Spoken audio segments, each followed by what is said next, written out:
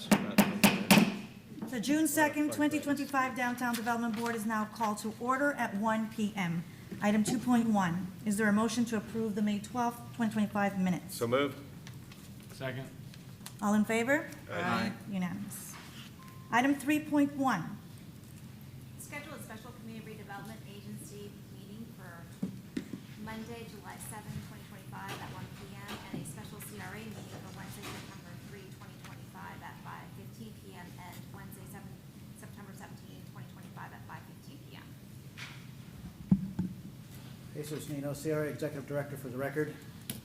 Don't have any changes besides what the clerk indicated, so staff is requesting approval of those dates. any questions or comments from the Yeah, floor? why do we have that item on the agenda? What was the question? Why do we have that item on DDB Oh, agenda? these are so we can be in alignment with the city's budgeting process and also not to be in conflict with the county's process for budgeting. Okay. Any further comments or questions? Does anyone in the audience wish to speak on this item? Seeing none, is there a motion to approve agenda item 3.1? Move to approve agenda item 3.1. Second. All in favor? Aye. Unanimous. Item 3.2, Staff is requesting approval of the April 2025 statements for filing that are attached to your documents there. I'm here to answer any questions if you have any. Otherwise, I'm requesting approval. any questions or comments from the board? Seeing none, is there anyone in the audience who wishes to speak on this item? Seeing none, is there a motion to approve agenda item 3.2? Motion to approve agenda item 3.2. Is there a second? Second. All in favor? Aye. Unanimous. Item 3.3, Next, I'll have Ms. Vicky Shire come up and present the next three items since she is the CRA Program Manager. Approve a high-impact grant funding request for Intensity Academy to produce a fall event, Fall Y'all at Coachman Park at October 4 and 5, 2025, in an amount not to exceed $30,000 and authorize the appropriate officials to execute same. Good afternoon, Vicky Shire, CRA Division Manager. Staff is presenting a high-impact grant request from Intensity Academy to produce Fall Y'all, a two-day family-friendly celebration at Coachman Park on October 4th and 5th, 2025, from 10 a.m. to 4 p.m. The event organizer, Michelle, and her husband, Atlas, who you might better know as Saucy Queen and Saucy Hubby, together have been adding spice to the Tampa Bay market and event scene, producing successful monthly markets and foodie festivals throughout Hillsborough, Pinellas, Pasco, and Hernando counties. They've also been featured by several media outlets and have built a loyal following with over 12,000 followers on their Tasty Tampa Bay food Facebook page.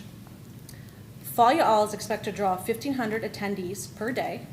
Will activate multiple zones of Coachman Park with pumpkin contest, live music, costume characters, a kids zone, seasonal food trucks, and local vendors.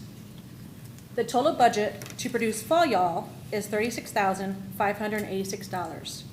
Of that amount, the applicant is contributing 38% of the total cost.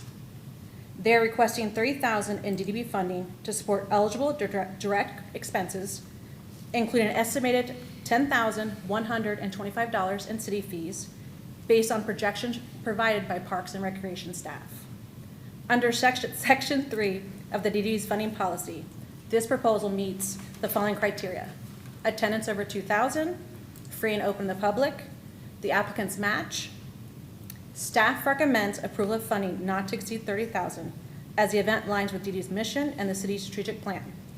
At this time, I have Saucy Queen team here to answer any questions you may have at this time. Thank you. any questions from the board? Any comments? I have a couple of comments. Menino? Yeah, how did we come to the math on the percentage if it's a $36,000 expense event and the city's contributing $30,000? We also didn't include our staff in that budget because we thought these are only the items that you guys are gonna cover, so we didn't include that as well. Okay, and then $13,000 for marketing and advertising. Correct. 30%, 37% of the budget seems a little high. I mean, customary and special events. When we do big events such as this, we really do make a splash with advertising. We do postcards, we do Facebook ads. The event we're doing this weekend, which is the Brooksville Watermelon Festival, we anticipate having 27,000 attendees.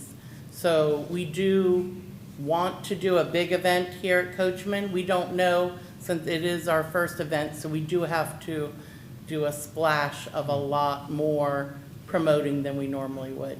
Gotcha, okay, just customary advertising budget Correct. should be about 15 to 20% of your potential gross revenues. That, you know, puts you $5,000-$6,000 more, but hope we get your money's worth out of it. $6,600 on live music and stuff? Correct, so we have 2 bands, but we also have to pay for the stage, we have to pay for, we're doing a Little Miss and Sir pumpkin contest. So we'll have the kiddos dress up 2 different days. One day will be fall themed, so we'll see a lot of scarecrows and pumpkins throughout, so we need prizes for that. We also need to decorate the stage and decorate the areas with little vignettes for photos and that type thing. Beautiful. And I'm not questioning the poke Yes. holes or anything, I just want to make sure Of course. we start setting a precedent as a board. Absolutely. We're here to be a good partner and to Right. help you succeed. But what we Absolutely. don't want to be is just, you know, handing out money irresponsibly. So that's the only reason I'm questioning some of these line items. So I appreciate you answering. Absolutely. We also anticipate, we're already approved to do Jingle Bell in December 20th, and then in 2026, our big foodie event, Tasty Tampa Bay. So we want to be partners with you is what I'm saying. Thank you. Anyone else? Thank you, Chair. Please. Can you tell me a little bit more what's going to be happening at your event? I know it's a 2-day event. Sure, so we have live music, we'll have contests for the kiddos, we're gonna have a beautiful kids zone and pumpkin, you know, all sorts of things that are pumpkins and just a lot of fun. Got it. Any vendors will be participating? Oh, yeah, we plan on having about 160 to 180 vendors. We're currently at 70 on booking, and we're currently on Facebook at about 4,000 interested as well, and with months to go. Got it. Is it going to be a paid event or is it going to be A free? what? Is it going to be a paid event for public? Oh, yeah, free public Free. event, no paying. Got it. Everything will be free, yeah. Thank you. Except for when they buy something from a vendor Right. or if they purchase something from a food truck. We also plan to invite like the restaurants and the shops right here to come in if they want to have a booth. I will give them a free booth. If they want to give me materials, our check-in area, we're going to pass materials out. I'm also making swag bags because we have a lot of media contacts, so we'll have media folks coming in, so our VIP bags can have information from the different shops and restaurants. Whatever they give me, we will promote. Thank you. No. So you answered the questions for me about the local businesses. I Yes. always want local businesses to be involved in anything that's going on. I wanted some further clarification and piggyback off of Uh-huh. Board Members Menino's comments. Did I read it correctly that $4,000 alone is going to be on Facebook? Was that just an example of a social platform or the only social That's platform? an example of, So that's not only on Facebook, 4,000? correct. We do other social platforms too, Can yes. you list some? Yeah, so Instagram and TikTok, and Okay. those are the main ones. All right. But I do have to say Facebook, the majority of our target audience, the families that come out, they do see it on Facebook. No one else? Okay, so at this point, is there anyone in the audience who wishes to speak on this item? Seeing none, is there a motion to approve item 3.3? So moved? Second? Is there a second? Second. All in favor? Aye. Unanimous. Thank you Congratulations. so much, and we hope you guys come out.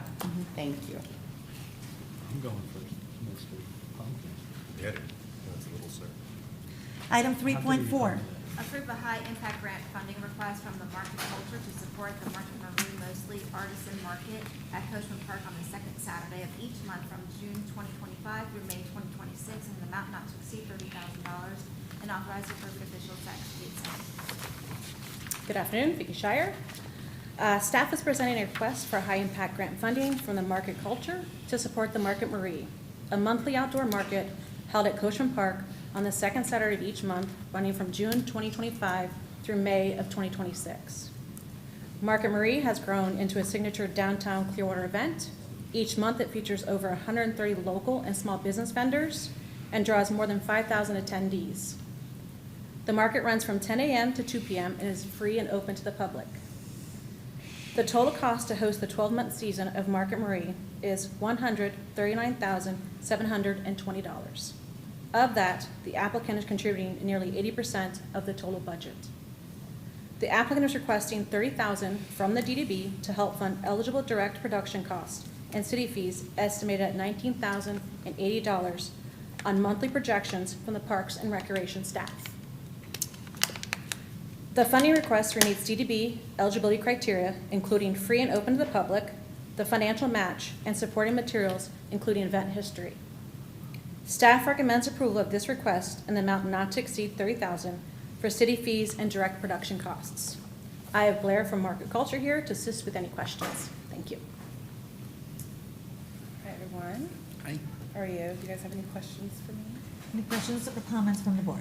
Yes, so I know you have been extremely successful. We're really proud to have you guys down here. But I haven't seen you in the DDB requesting money in a while, so just wondering, has something changed? Yeah, so recently, because the amount of consistent customers that come to our event, the city has required that we have EMS on standby at every event. And so that budget item just prompted us to come before you guys again, take a closer look at our budget, and since it is a requirement moving forward every month, yeah, that was the biggest change for us. Got it. Anyone else? Thank you for choosing our beautiful park. It's been one of our most successful events downtown. Thank you. What I was just commenting on the previous about a marketing budget, you know, here your entire year, 12 events, and your marketing budget is $2,500 per event.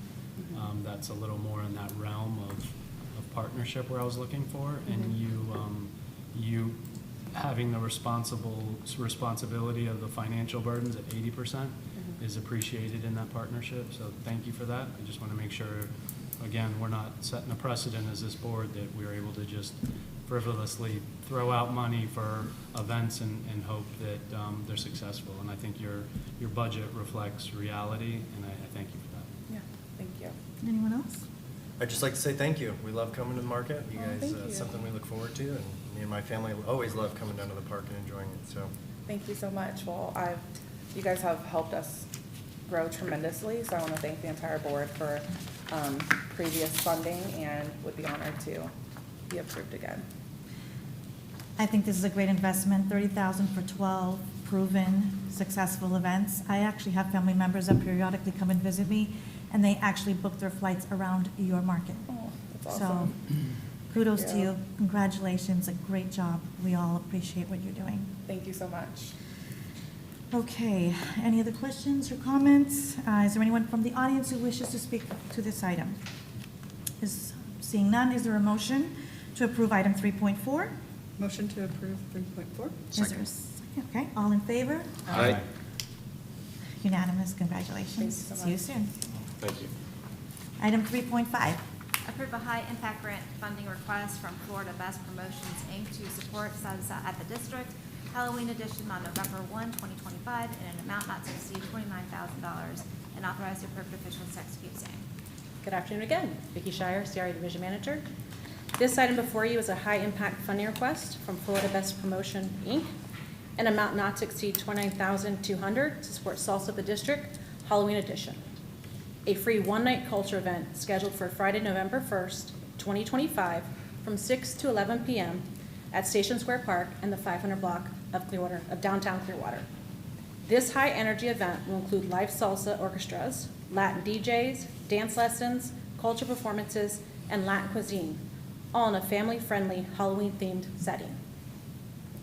The total expected attendance is 5,000, with the goal of activating downtown, attracting regional visitors, and supporting local businesses. The total event budget is $79,440. The applicant is contributing $15,530, with an estimated third party totaling $49,710. The applicant has been approved for in-kind city fees support through Parks and Recreation, valued at $9,710. The applicant is requesting $30,000 in funding from the DDB. Staff recommends awarding an amount not to exceed $29,200 to cover eligible direct production costs. This proposal meets all criteria under Section 3 of the DDB grant policy, including open to the public, the attendance, the applicant's match, and supporting documentation. The staff recommends approving an amount not to exceed $29,200, and the applicant, Rich Del Rio, is available to answer any questions at this time. Thank you. Any questions or comments from the board? I have a couple, thank you. You put on great events, no question. So when I ask some questions, it's not, again, to throw shade at your event, because you check a lot of boxes of bringing excitement and entertainment downtown. You bring the diversity that we're looking for in events, so I greatly appreciate that. Thank you. If you could just help me better understand a couple expenses. Over $19,000 for audio-visual equipment. Yes. Are you purchasing this equipment, or are you No, renting it? We put two stages, one in Station Square and one at the corner of Garden and Cleveland. Okay. So both stages are gonna have full bands, 10 to 12 piece bands. And one of the things that I've learned over the past of these events is specifically with this category, I've saved money using less experienced companies, and I've learned over the time, to use good professional companies, and that just costs a little more. Yeah. But it leads to a better outcome, not for just that event, but for future events in the area and the branding of the Clearwater area to have something well done. Yeah, and I see your entertainment and bands as a total separate category. You're spending about $8,000 on that. I know getting good performers is expensive, and you bring them in here. They don't live in our backyard. You got to pay to get them here. Well, So I do get that. Yeah, one of the things I pride myself on, and one of the missions I had when I started this company, was to support local talent. Salsa bands are not easy to hire. They're 10 to 12 people, so they don't get to gig that much in the local area. And we have amazing talent in the Tampa Bay area. And one of the things I'm very proud of is that I use them. Yeah, gotcha. Thank you. Okay, a marketing budget. $25,000 for a one-night marketing budget. What are you spending all that on? So marketing is split up between different categories. One of them is radio, streaming audio, email marketing, social media, text message marketing, and Google Ads. I believe that this event kind of stands at a pivotal point, and part of my mission in doing this event, and one of the reasons why I love doing it here, is I think we have an opportunity to brand Clearwater, not just the beaches, because I'm doing some events down there, but the downtown area, as a destination for dancers all over the world. And I believe that process has started, and we're kind of at that pivotal point where it's starting to go, wider range of people. 90% of the people who are showing up to the event are from outside of Clearwater.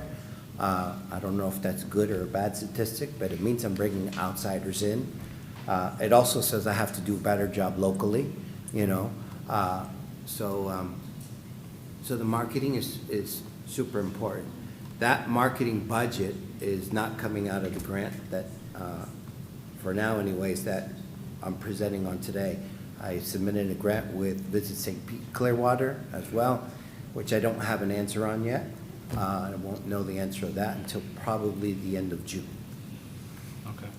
And these are hard to evaluate, and we just had we all sat here and said it's our most successful event downtown, and with a marketing budget of $26,000 for 12 months for our most success, and then here we look at one night, one event. and almost $30,000 of giving, those are tough to evaluate. But I'm not taking anything away from the success of your event, the energy of your event. I think the councilwoman chair today spends hours out there rolling around town dancing all night. And I know that she would probably argue a little bit with me on this one. So you do put on a great event. I just, again, we have to be fiscally responsible and make sure we're not just throwing numbers. And I think $19,000 for audio-visual equipment seems a bit high for me being in the industry. I think you could probably buy a couple stages for that price. Normally, a rental fee should be about 10% of what the actual cost is. That's industry standard. And then $25,000 on marketing. That's a lot of outreach. But you do put on great events, and I appreciate you. Thank you. Yep, I'd like to say that I agree. I think that you put on fantastic events as well. This price point is a little high for me to try and pallet for a one-night event, though. And you say that you're trying to reach about 5,000 people. I know in the past we were wondering how you counted just at the regular Salsa at the district. How do you plan on capturing those numbers to see if you get the 5,000? So let me start by saying that I've been doing this event since 2014. And pre-COVID, we were averaging 10 to 12,000 people, 12,000 people twice a year. So we know that we can get back to those numbers, and we can do it here in Clearwater. Your question was about Counting the attendance, how we're counting going the to attendance. capture that 5,000. So we do a lot of, in our marketing, we do a lot of data collection and registry. We're doing a campaign called Salsacation, and we have people register. That's kind of a good indicator of the numbers of people that are arriving, and not only that are attending, but where they come from, which is important data. And we've done a good job of collecting that kind of data. We estimate with one email and one text message, we will bring probably on average, and we've been doing this since 2014, 3,000 people. You know, with the budget that we're looking at now, 5,000 is very attainable, is what I've been averaging, and we expect that to grow if we get the budget from Visit St. Pete Clearwater. And with that, actually, how much did you ask for from St. Pete Clearwater, dude? 25,000. So the budget from Visit St. Pete Clearwater would entirely cover advertising, and the DDB grant would entirely cover production. And those numbers are estimates. You're right, I can probably negotiate and get the price down on audio and visual. So these are estimates, and obviously I'm going to try to spend as little money as possible. Right. So I'll be honest with you, and don't take this personally, because I do think you do a great job with your events, but I'm not feeling very comfortable with this price point for the one-night event. I'll listen to the rest of my colleagues, see how they feel up here on spending that amount of money for this one time. But we'll see how it goes. Thank you very much. Does anyone else have any? Can you tell us a little more about your last year's event? And if you can remind us how much money did you request last year and how much was granted to you? So last year was a difficult year for the event. We were affected by the hurricane, and both hurricanes. We had two Latin nights scheduled. One was produced by Florida Best Promotions. The other one was produced by the City of Clearwater in partnership with iHeartRadio.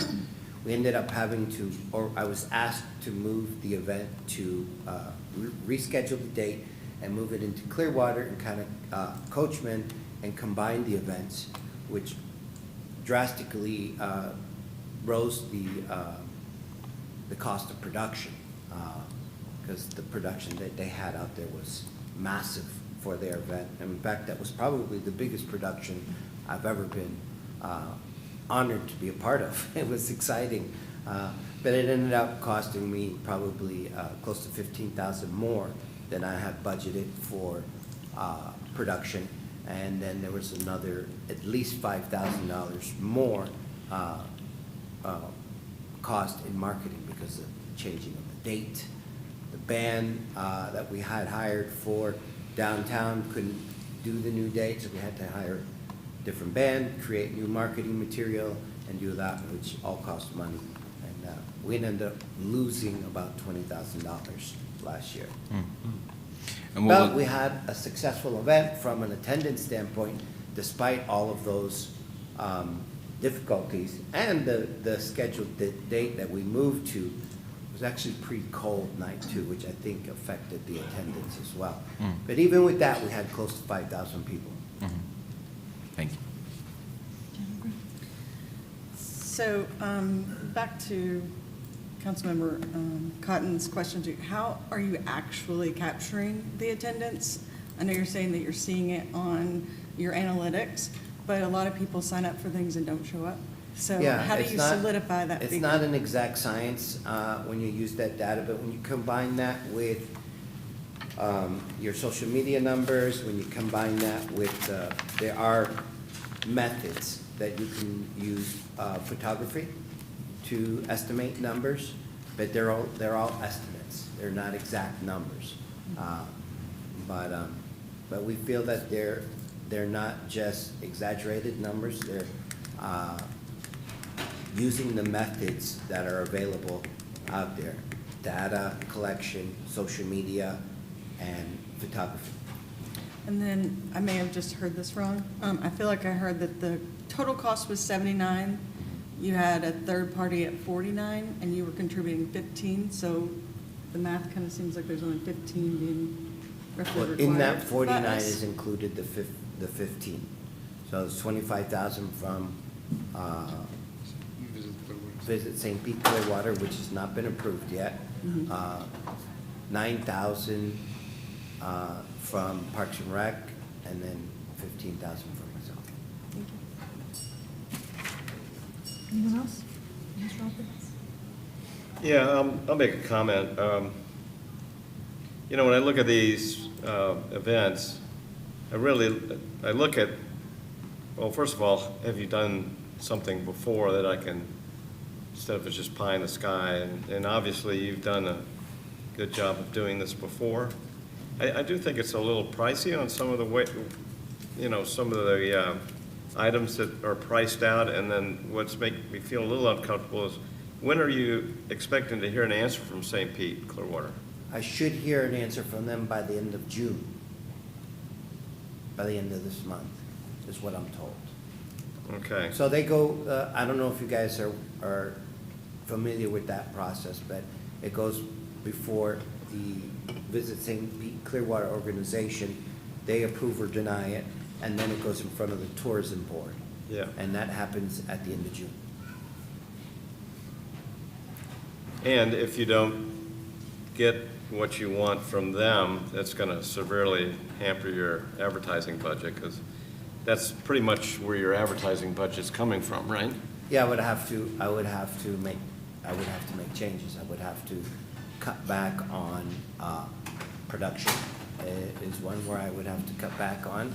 I would have to cut back on advertising would be severely cut out, obviously. And we'd have to fit everything within a much smaller budget. Yes.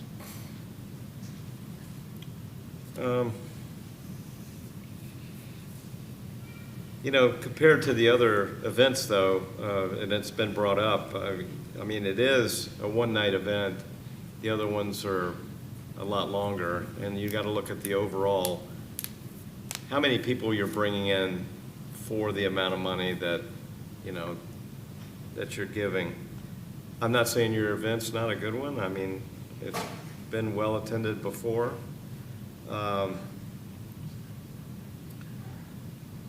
Let me ask you this: is staff has approved the 29.2 amount?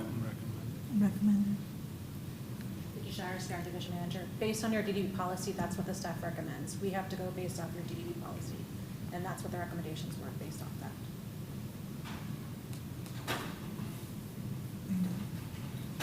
I'd almost predicate this on, you know, what, because there's two components here. If you can't get the money from St. Pete Clearwater, then the event's gonna be a smaller event, or, so I'd almost like to predicate it on the getting approval from St. Pete Clearwater. So I anticipate if I do get to visit St. Pete Clearwater, that my numbers should be much greater than 5,000. You know, I'm doing basically 5,000 without that budget now, you know? If I do get that budget, we plan to really grow this event and take this to the next level. We would like to grow this event to more than just a one-day event. We do have a vision for this event, which, you know, would be weekend-long event, which would include congresses, dance congresses, where we brought dancers, instructors, and people from all over the world. There are a few examples of other ones that are done similarly to what my vision is in the area. One of them is called Baila Tampa, and it's kind of a similar idea for what I want to do, but I think that the city of Clearwater, with its beaches and its downtown area, presents a very unique opportunity for dancers and for the city of Clearwater. And that's really what the long-term vision is, and what I'm building towards. And I think that we're on our way towards getting there. I think you had one more comment or question? I'm good. I have one question. The 25,000, that large percentage of your budget is allocated to marketing. Is that been increased in the hopes of growing, or is that the standard that you've always used in the past? No, that would be an increased amount. From what? From last year, I think my budget was 15,000 that I spent in marketing, plus the over budget that we went with, so it was about 20,000 that we spent. We're looking to spend 25,000 if we get this budget from Visit St. Pete Clearwater. And I just thought from an accounting standpoint, it made sense to separate production, which is what I come in front of you guys for, and use Visit St. Pete Clearwater for the marketing. From an accounting standpoint, it made things a little simpler. Well, I'm hearing some concern about this amount. So does anyone want to expand on that and come up with an amount that perhaps we can be comfortable with? Because that's what I'm hearing from everyone here. I think that Councilmember Alberton made a good point. We would want to, maybe we should table it and wait to see if Visit St. Pete Clearwater approve your request, and then maybe you can come back before us and we can have another more detailed conversation. Just because we're entirely talking about, am I hearing you correctly? You never applied to Visit St. Pete Clearwater before? I did apply last year, and Last I year. was not granted Was not the granted. amount. The reason why, or from what I understand, the reason why I did not get granted last year was their budget was much smaller. They just kind of ran out of funds. Right. This year, they do have a bigger budget, and nothing is guaranteed, but I feel good about my ability to get that grant approved. Right. Yeah, so if your grant gets approved, and if your grant doesn't get approved, we're talking about pretty much two entirely separate situations. Like definitely difference in attendance, definitely difference in how much money you're going to spend on what. It should be a drastic difference. Right. So why don't we, my suggestion to the board would be to go back to this conversation when we know exactly what kind of event it's going to be. Because I do love your events. I do think they were successful in the last couple of years. And it is quite a number of money for a one-night event. I agree with that. But you do have a proven successful record. So I do want to recognize that. I just want to make sure that, when we grant money, we know exactly what we're doing and what we should be expecting. Absolutely. That would be my suggestion. Yeah, and I want to be real clear. I think your event's great, especially for this area. I'd love to see you expand it and get bigger. So I'm really in back of you on this, but I think, and I'll make the motion to continue this after, well, you said, when, the end of June? End of June, I should know, is what I'm told. Get back to us and let us know, and Absolutely. And then we can look at it again as to what we're going to support on this. That's my motion. I have a motion, do I have a second? Yes, second. Okay. We have July Do you want to 7th. you want to add to this discussion? I know your hands were up. Oh, I was pointing at Ah. Councilmember Albritton. I think that Mr. Menino had a question. Yeah, I'm supportive of that, and I think it makes sense solely because there's too much unknown right now. I mean, if you deduct $25,000 from your budget, your entire marketing allocation, and then your idea is if you don't receive those funds, that you're going to drastically have to change the scope and size of your event, then I really don't know what I'm deciding to fund right now. Correct. Does that make sense? I agree. Yeah, so that puts I us agree. in kind of an awkward position. I agree. Visit St. Pete Clearwater so often funds event based on heads and beds and travelers coming into town. I mean, my only advice would be, as you're pitching this event to them, is really pull the numbers and Yep. find out, are you truly bringing heads and beds to the area and not just pulling from local? Because that's what our Yeah. Visit St. Pete Clearwater is going to That- want to see and know. And I want to see you be successful, that's why I Yes, say I that. appreciate all the advice I can take.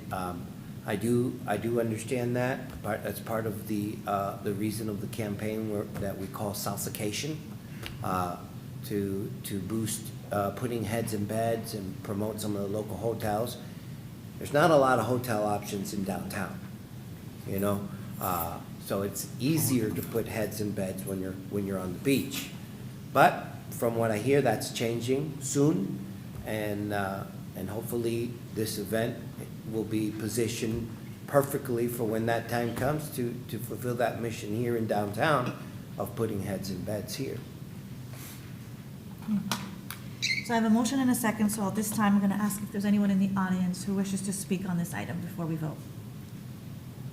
Seeing none, I have a motion and a second. All in favor? Can I clarify Aye. about the motion? So it would be to Sorry. continue it to the July meeting That would align with, July 7th. with, July it'll align 7th. with Yes. his request and with the meeting What schedule. what date is the July 7th.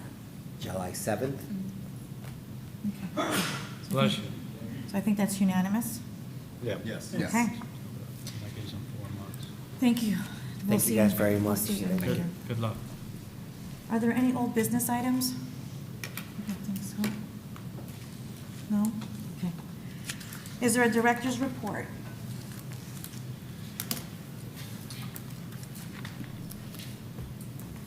Jesus Nino, Executive Director for the record. I'll keep this short, but I did want to celebrate the chalk art project that occurred this weekend. It was attended by a lot of graduates, and they took many, many photos out there.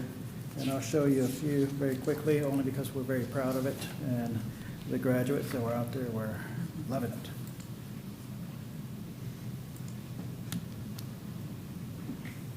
And I'll just show the photos, but it was several high schools, I think it was 14. Oh, wow.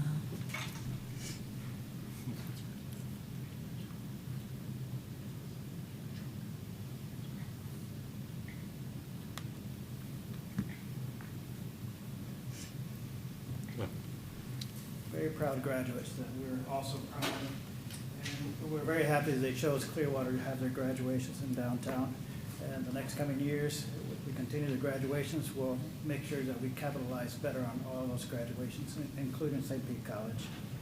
I also wanted to, this is for Miss Amber. She's our arts and culture individual. She's going to be interviewed tomorrow by WFLA News, Channel 8, to discuss the murals over at Coachman Park. And we're starting to get a lot of press for the downtown, for our events and our pop-ups and just our public art. So we're very proud of that. Other than that, I don't really have too many other DDB updates, but I do have CRA updates when that time comes. Thank you, Mr. Nino. All right, at this point, are there any board members to be heard? No? No? Okay. We will now adjourn the June 2nd DDB meeting and recess for 5 minutes.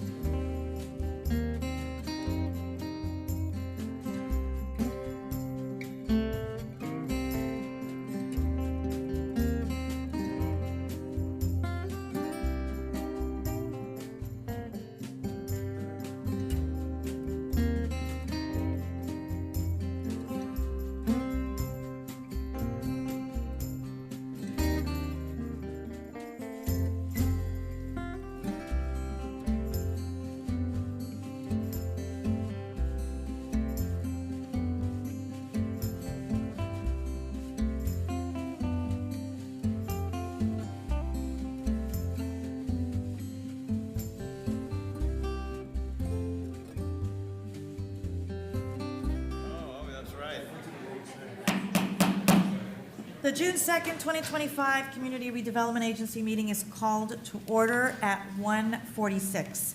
Item 2.1, do I have a motion to approve the May 12th, 2025 minutes? So moved. Second. All in favor? Aye. Unanimous. Item 3, is there anyone in the audience who wishes to speak under the citizens to be heard? Please submit a comment card and approach the podium. All individuals will have 3 minutes. Seeing no one, we'll move to 4.1. June Business Spotlight, Clearwater Closet.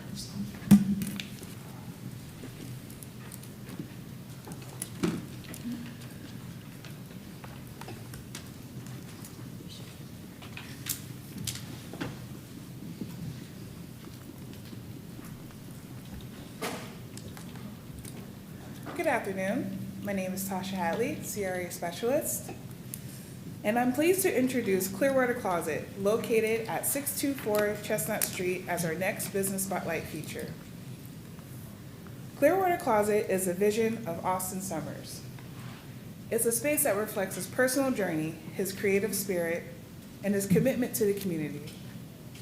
Everything in the store, from original fashion to local artwork, is thoughtfully curated to support Tampa Bay-based artists and makers. One of the first things you'll notice when you visit is a sign that reads, "Sometimes things just need a new home." That phrase, discovered by Austin on a road trip, became the inspiration behind Clearwater Closet. Austin's hope is that Clearwater Closet becomes more than just a retail store. He envisions it as a space where local artists can host events, share skills, and inspire new ideas. It's a place where community and creativity go hand in hand.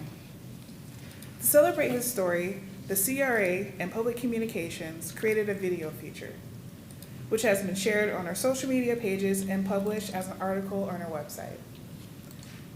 Austin's passion and purpose aligns with the CRA and DDB's mission to nurture homegrown businesses and revitalize downtown through authentic local stories. At this time, we would like to show a video that highlights Clearwater Closet. Thank you.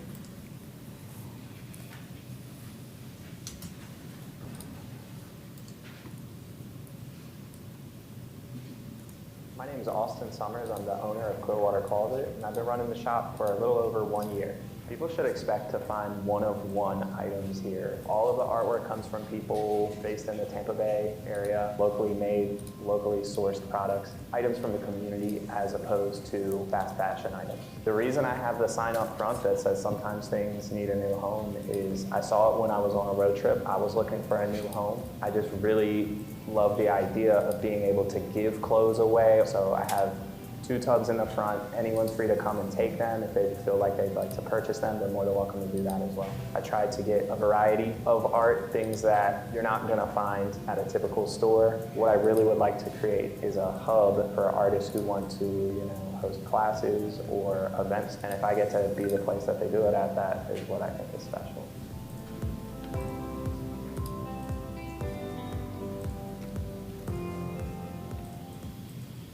My name is Austin Summers. I'm the owner of Clearwater Closet, and I've been running Groundhog. All right, one more time. And I'd like to introduce Austin Summers.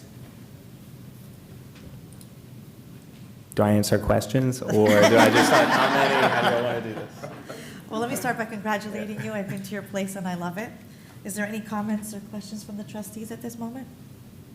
Okay, let's start off. Oh, David, go ahead. Councilmember Albritton? So I've been to your store, and you picked out a very fine 70s shirt for me to wear the other night at Decades by the Docks. And I think I was the only person dressed in the 70s,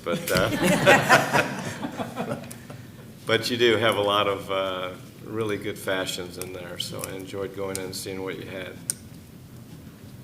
Yes, please. Austin, thanks. I appreciate you and what you're doing for this community, the heart that you have for Clearwater, for not just your business, but, the inspiring artists and just, the greater community at all. So thank you for being a part of this city and everything that you bring to it. Councilmember Menino. Thank you. Congratulations, my friend, well deserved. Gosh, we've seen you the past year and more just grinding at everything possible. Your empanadas at Market Marie's are amazing. I've seen you down there selling Yes, sir. them and have sampled them, been to your store as well as some of your pop-up events. You really truly are the spirit of Clearwater and working hard and being passionate about our community, and I congratulate you and appreciate you. Austin, come up here. I have a certificate for you, and we can do a little photo op with all of us and you.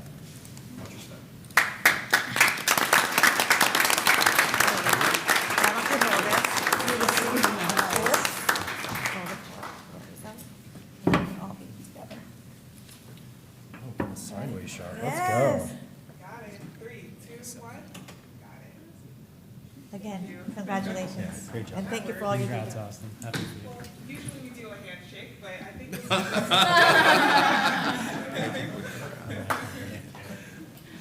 then we'll just circle back around this way. Around this way. Congrats. And I get to say, watch your step there. Yeah, no, both times I drag my feet anyway. Congratulations once again. Item 4.2. Schedule a special CRA meeting May I on just say? Oh, I'm sorry. I just wanted to just say like a few quick words, if that's all right. Oh, I apologize. Go ahead. No worries. I just want to say thanks again for the business spotlight. I feel like if my business gets a spotlight, I just wanted to give a small shout out to the people who helped on the project. Matthew Gresh, who filmed the video, he did a very most excellent job in filming it. I was surprised when I saw the video. I sent him an email. Julia Baltas for organizing everything down to following up with me today just to make sure I would even be here. I feel like she's really on top of it. And then obviously Tasha just said a lot of really kind words that I didn't even know she was gonna say. So just seeing their willingness to really help the community, it's really nice to see the city employees. I feel like y'all are really lucky to have them. Thank you. Thank you.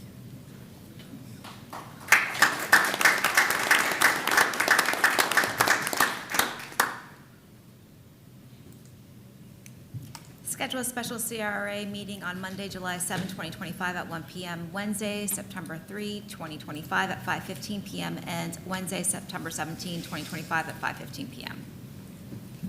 CRA Executive Director, and the items that the city clerk just spoke about, staff is requesting approval for those dates. Any questions or comments about the changes? Okay. Is there anyone in the audience who wishes to speak on the item? Seeing none, is there a motion to approve item 4.2? Move to approve agenda item 4.2. Second. All in favor? Aye. Aye. Unanimous. Item 4.3. Downtown revitalization. This is your item that you have every single month to discuss any items you may wish to discuss.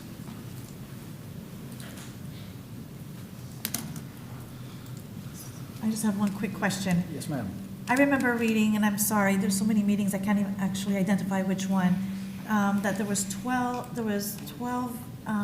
attendees at a tour of the library. Was that 12 separate entities or just 12 people that represented less than 12 entities? I think it was 12 individuals, might have represented the same entity, a few of them. Okay. All right, that was it. Any questions or comments? Okay, agenda item 5.1, thank you. Progress report on general CRA activities, projects, and initiatives. This is the director's report, but we also put in 3 items in there so you can have a little bit more time to read on them. The first one is the downtown property disposition strategy that we put together a few months back for you. Mr. Phil Kirkpatrick, who did a wonderful job as far as helping to lead that team to put together that strategy. We're in the implementation phase where we're starting to dispose of these properties. Right now we do have the undevelopable parcels or economic remainders that we have. I think that's what they're called, economic unremainders, or one of those terms. But those are properties that are just little slivers. So we have advertised those properties, and that period ends on June the 13th, 2025. And all those economic unremainders were offered to the abutting or contiguous property owners. And I think most of them have expressed interest in acquiring those properties. That'll help us get them off basically our maintenance rolls, and then they would go back on the tax rolls and be owned by those property owners. and liability will be on them.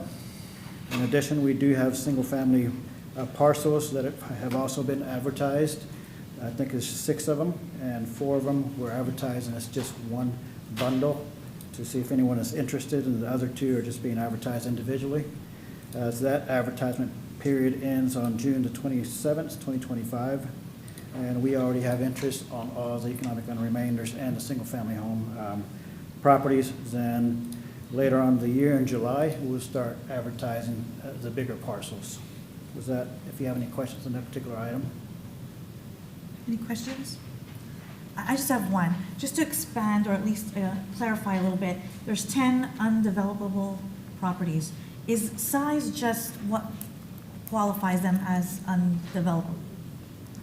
It's many different reasons, just the size, most likely, yes. Okay, so just the size. Some of them are very Or just small, awkward, little small? slivers, yes. Okay. Any other questions or comments from the trustees? Okay, thank you. The next item I have is an update on the Ward Elementary School over in the North Greenwood area. I also have Ms. Lauren Maskey here, the Acting Planning and Development Director, just in case I can't answer any of those questions you may have on that item. But she's also the one that really helped the city acquire that property back in 2019 from Pinellas County Schools. The property right now is in a condition that's not the best of conditions. So we do have $200,000 budgeted basically to stabilize the building. And Ms. Lauren Maskey and her team, they also procured the services of Rowe Architects, basically to come up with an estimate how much it would cost to basically shore up the property, shore up the building, and bring it to good condition. I think the estimate was at $3.4 million. In addition, staff is requesting that if you see fit, that we kind of schedule this item for a work session where we can have the architect come in and kind of explain his methodology or their methodology and as far as what it takes to bring this building back up to code. Right now, we know it does need some roof work and a lot of work basically, so if you've driven by it, you've seen the condition. But there's a very promising building that we're starting to get a lot of interest in. So looking forward to any kind of questions you may have. All right. Yeah, I think scheduling a workshop is probably pretty valued for this group to learn a little more about it. Obviously understand the historic significance of it. I had a brother and sister that actually went to school there at one point, and I know the value of it in our community. There obviously is the other side, and did we acquire this with plans of doing something? Like, did we have hopes as a city, and this is what we're hoping to do with it, or we just acquired it in the interest of preservation? $3.4 million without us physically having a discussion or a plan on what our goals are with it. I know originally preserving it was vitally important, but now, there's a multi-million-dollar development on the water and marina that's behind it that's been developed, and I'm not sure, what fits there in that place anymore. But I think we would get a lot of value out of having those discussions as a group. Yeah, again, I do have Ms. Lauren Maskey here, and basically all of the above, it was purchased to bring back the historical character of the building. In addition, the city, whenever you do purchase properties, you're pretty strategic, so we don't just purchase properties just to purchase them. At least I don't think so. If I may, before Lauren comes to the microphone, good afternoon, trustees, council members. I asked staff to put this in the report. I think there was some discussion about having an update with respect to where we are with this particular project. So first and foremost, the update is this is where we are today. We are prepared to spend $200,000 to stabilize the building. However, a bigger discussion about $3.4 million is not for us to decide from a staff perspective. I think, A, we need your feedback. 2, we probably need to talk about options, whether they are future use for us or partnership with the third party or provided for the redevelopment opportunity. So that's the purpose for the workshop recommendation as well. So there's some meat on the bone that we need to get through with this, but right now this is the update. Lauren can definitely speak to why we purchased it, but I think from a redevelopment standpoint, we need to get some additional information from you before we decide to make another step. Thank you. I agree. We need to discuss this at a workshop. Yeah. The update is, great, that we all, we're aware of what's going on, but a deep discussion is warranted. I appreciate you adding the commentary, because you're right, we have a lot of things to discuss, in which direction we need to go to. So, thank you. Thank you so much for the update. Anybody else has questions? Dave, did you have one? Well, I'm glad you broke that out, because I was hoping it wasn't 3.4 million to stabilize the building.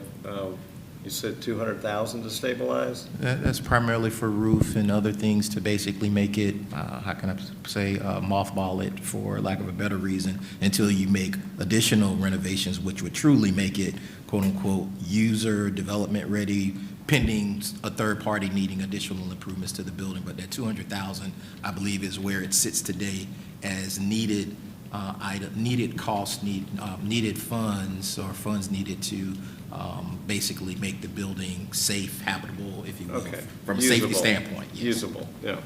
Yeah, because I always thought that we would do something with a third party there, develop it into something that the public could use, that would be good for the public. So I know it's a very kind of cut-up building. I know that I'd have to have help visualizing what could go in there that would really benefit the public. So, good afternoon, Lauren Matzke, Planning and Development, and I'll add just a little bit more to that because I know 3.4 million can sound very scary. That is a range of things that the architects looked at that could be done, and they also in their final reports provided kind of the best, the top of the line versus kind of middle in terms of maintaining historic accuracy, and also prioritize to where like we could postpone, for example, changing out the windows because it's watertight in that regard. And that would give us time to look for potential grant opportunities to fund something like that, but focus on the roof and a few other things. Also, as part of that scope of work, which Gina worked with them on last year, was to develop a few concept scenarios. So that's where having a workshop would allow us to have them come in. We can really talk through it with you, because there's 3 very different scenarios, but the main intention of them is to maintain that historic accuracy. And as you know, council had the building designated historic locally, and it's been placed on the National Register, so there's a lot that goes there. But Gina's work leading into this, and that was Gina Clayton, who's our former director, was looking at, what could we do, like we said, to stabilize it, to get it kind of ready for someone to take on without doing too much at the city, and also without potentially going too far and removing a partner's ability to use grants and tax credits and things like that. So we had a really great team working on it. We just haven't had the ability to bring it forward to y'all yet. So I think it's great that we can get a workshop scheduled with you now with Mr. Battle here. good. Okay. We look forward to a discussion. Did you have to? Yeah, I appreciate the feedback. I know at one point there was a discussion about a development group of the 55 or plus properties around this, connecting to the trail and kind of on that waterfront zone. I know they had a lot of interest in this property as well. I would just hate to see us as a city commit too much resources financially when somebody that's looking or has plans or hopes and dreams may go in a completely different direction in the opportunity to kind of save the taxpayers that money. I think is important, but it starts with a conversation. I appreciate you bringing it forward and seeing what direction we go. Thank you. All right, thank you. That's it? Okay. The final item on there, but not the final director report item, is the Reimagine Clearwater Main Library, the call for development concepts. That period, the 30-day window, closes on June the 20th. So I just want to make you aware that a team is already put together as far as to evaluate the proposals that come in, the dates, and basically here at the library, it's already set. Evaluation criteria, pretty much everything that's needed to be done so that a evaluation team can make a recommendation to you as the trustees and also a city council, because it is a city asset. It just started through the CRA trustees. As far as that, we're kind of just answering questions. However, legal and our procurement department tells us we can, so we're not violating any kind of policies or laws there. But we're excited about it, and, you know, we're just waiting to see what comes in. We're getting a lot of interest right now. I think so far, last we counted was 9 individuals that represent several entities. I think it's more than that. The staff just needs to compile the data correctly, but there's a lot of interest there. Any questions on that particular item? Nope. Okay, and I'll keep the rest of it pretty short. We finally finalized it. Was there any questions? I'm sorry, I looked down. I was just going to say thank you. I appreciate your and staff's work on getting this done, and, you know, hopefully we can get some fun and exciting prospects. That's it. That's the comment. That's Anyone it. else? Okay. Continue. We finally finalized details as far as draft agreement with the Clearwater Urban Leadership Coalition. Those details are literally wrapped up in the last few days, and it was going back and forth, very minor stuff. We finally put a stop to it, and it's coming to the next meeting. In addition, so we're excited. That's for the mini container village over in the North Greenwood Community Development area with the Clearwater Urban Leadership Coalition, for the public, just in case. In addition, we're going to have economic development staff come in and present a initiative or a partnership that we have with St. Pete College, where their class is coming in and helping out an entity, helping them scale to the next level as far as how they operate and raise funds and so forth. And St. Pete College has partnered up with the Clearwater Urban Leadership Coalition, thanks to the help of staff, especially Audra over here. So we're going to bring that item to you as well. This one is a partnership that we have with the police department, and basically we fund some of the salaries there in the CRA, in the downtown CRA. A lot of it is for community policing innovations. So in the last week or so, the police department sat down with a business owner, 45 Sports Bar and Grill. You know, they've been having a few issues out there, but instead of just constantly going out there and just parking their vehicles out there and just making it hard for them to do business, because there's always two sides to each story. And so we sat down with that property owner and police department and said, hey, property owner, you have to be accountable for how you control your crowds out here, and PD's here to help you. They're not here to fight with you or anything. So I was very impressed with the police officers that showed up and just the customer service they provided to Roberto, who is the property owner, business owner there. So we're going to continue those monthly discussions with 45 Sports Bar and Grill. In addition, staff is working with the bar there to help him put together a crowd management strategy so he can basically deal with his crowds, because he was kind of clueless as far as what to do. So we're just going to go ahead and help him out with that aspect of his business. Other than that, I have much more to present, but time is limited for you, so I'll keep it to the next time, unless you have any further questions. Any questions? Okay. Thank you, Mr. Nino. Thank you. With that, we now will adjourn the June 2nd CRA meeting and call to order the June 2, 2025 Pension Trustee meeting at 2:09. Item 2.1. Approve the minutes of the April 14, 2025 Pension Trustees meeting. Is there a motion to approve the April 14, 2025 meeting minutes? Move to approve. Is there a second? Second. All in favor? Aye. Aye, unanimous. Item 3, is there anyone in the audience who wish to speak under the citizens to be heard? Please go ahead and submit a comment card and approach the podium. Individuals will have 3 minutes. Seeing none, item 4.1. Approve contract with State of Florida Division of Administrative Hearings pursuant to Clearwater Code of Ordinances, Section 2.563.1, legal, and authorize the appropriate officials to execute same. Thank you. This is actually my item from the City Attorney's Office. This is to implement the latest changes in the collective bargaining agreement. I know some of those have already come to the trustees, and this is the second part of it, where the Pension Advisory Committee will be transitioning out of the role of handling disability pensions, and instead we will have a special magistrate handle that, again, pursuant to the union contracts that have already been approved. Happy to answer any questions. Any questions? Okay. Is there anyone in the audience who wishes to speak to this item? Seeing none, is there a motion to approve agenda item 4.1? Make a motion to approve agenda item 4.1. Second? All in favor? Aye. Unanimous. Item 4.2. Approve the termination of fixed income money manager Manning and Napier and authorize appropriate officials to execute same. Good afternoon, trustees. Jay Ravens, Finance Director. This item is requesting approval to terminate an underperforming pension investments money manager. Manning and Napier was hired in 2012 as a domestic equity large cap value money manager.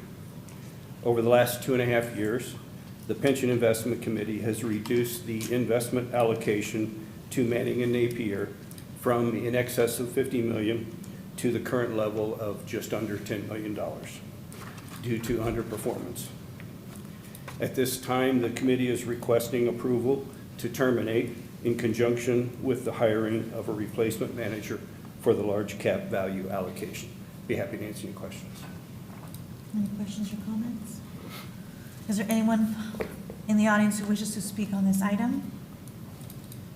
Seeing none, is there a motion to approve item 4.2? Move to approve agenda item 4.2. Second.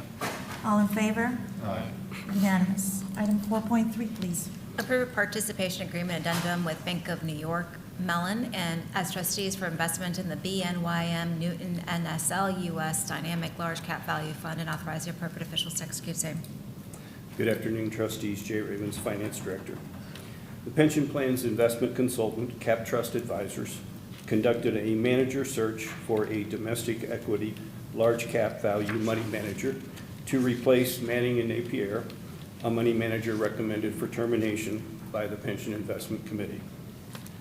The committee unanimously chose Newton Investment Management Group as the recommendation for replacement. I'd be happy to answer any questions. Seeing none, is there anyone in the audience who wishes to speak on this item? Seeing none, is there a motion to approve item 4.3? Move to approve agenda item 4.3. Second. All in favor? Aye. Unanimous. Item 4.4. Accept the January 1, 2025 annual actuarial valuation for the employees' pension plan. Good afternoon, trustees. Jay Ravens, Finance Director. This item is requesting your acceptance of the plan's annual actuarial valuation dated January 1st, 2025, which determines the city's required employer contributions for fiscal year 2026. I would like to introduce the plan's actuary, Pete Strong, with Gabriel Rhodes-Smith, who will review the valuation report with you. Good afternoon, trustees. For the record, my name is Pete Strong. I'm with Gabriel Rhodes-Smith, and we are the plan's actuary. So we come once a year to present the actuarial valuation results. Rather than go through a whole 80-page valuation report, I compressed the highlights into just a 9-slide PowerPoint presentation, which I'd like to go through briefly. So first of all, the demographics on average of the plan, there are 1,572 active members in the plan. That's a little up from last year's 1,556. The total covered payroll in the plan earning benefits or eligible for benefits is 119 million, up from 112, and so that converts to an average annual pay of a little over 75,000 per participant in the plan. There are 1,523 retirees and beneficiaries. That's a little higher than last year's 1,496.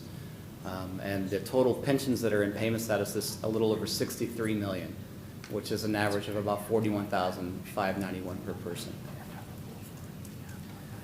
The primary assumptions we use to value all the liabilities in the plan include mainly the 6.5% investment return assumption. That's the most important assumption. That's the rate at which we discount all future benefits back to the valuation date. Also, the mortality rates, those have to be, those are required to be the same as the Florida retirement system, which were recently updated as of 7/1/24 by FRS. Just a little background on those assumptions. There are different assumptions for special risk employees, police and fire, and general employees.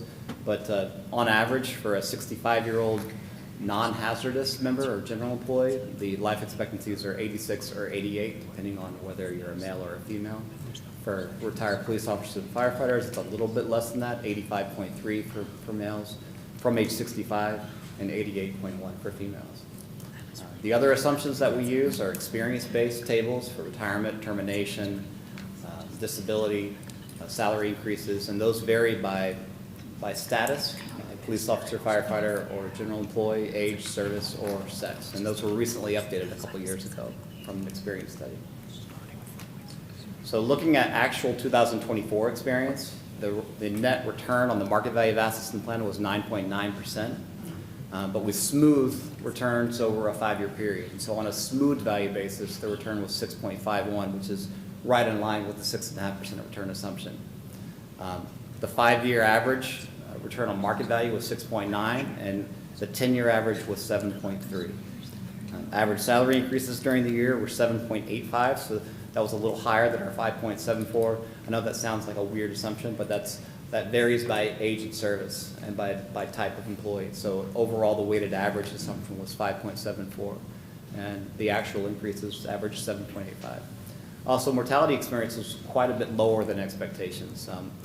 We saw a reduction in retiree payroll of $746,000 versus an assumed amount of almost $1.4 million. So a little bit more than just half of what was expected to happen during the year in terms of mortality amongst retirees. So those two items, those last two bullet points, contributed to an experience loss, meaning the liabilities were higher at the end of the year versus where they were expected to be, of just shy of $4 million. But it's only about 0.34% of the actuarial liability.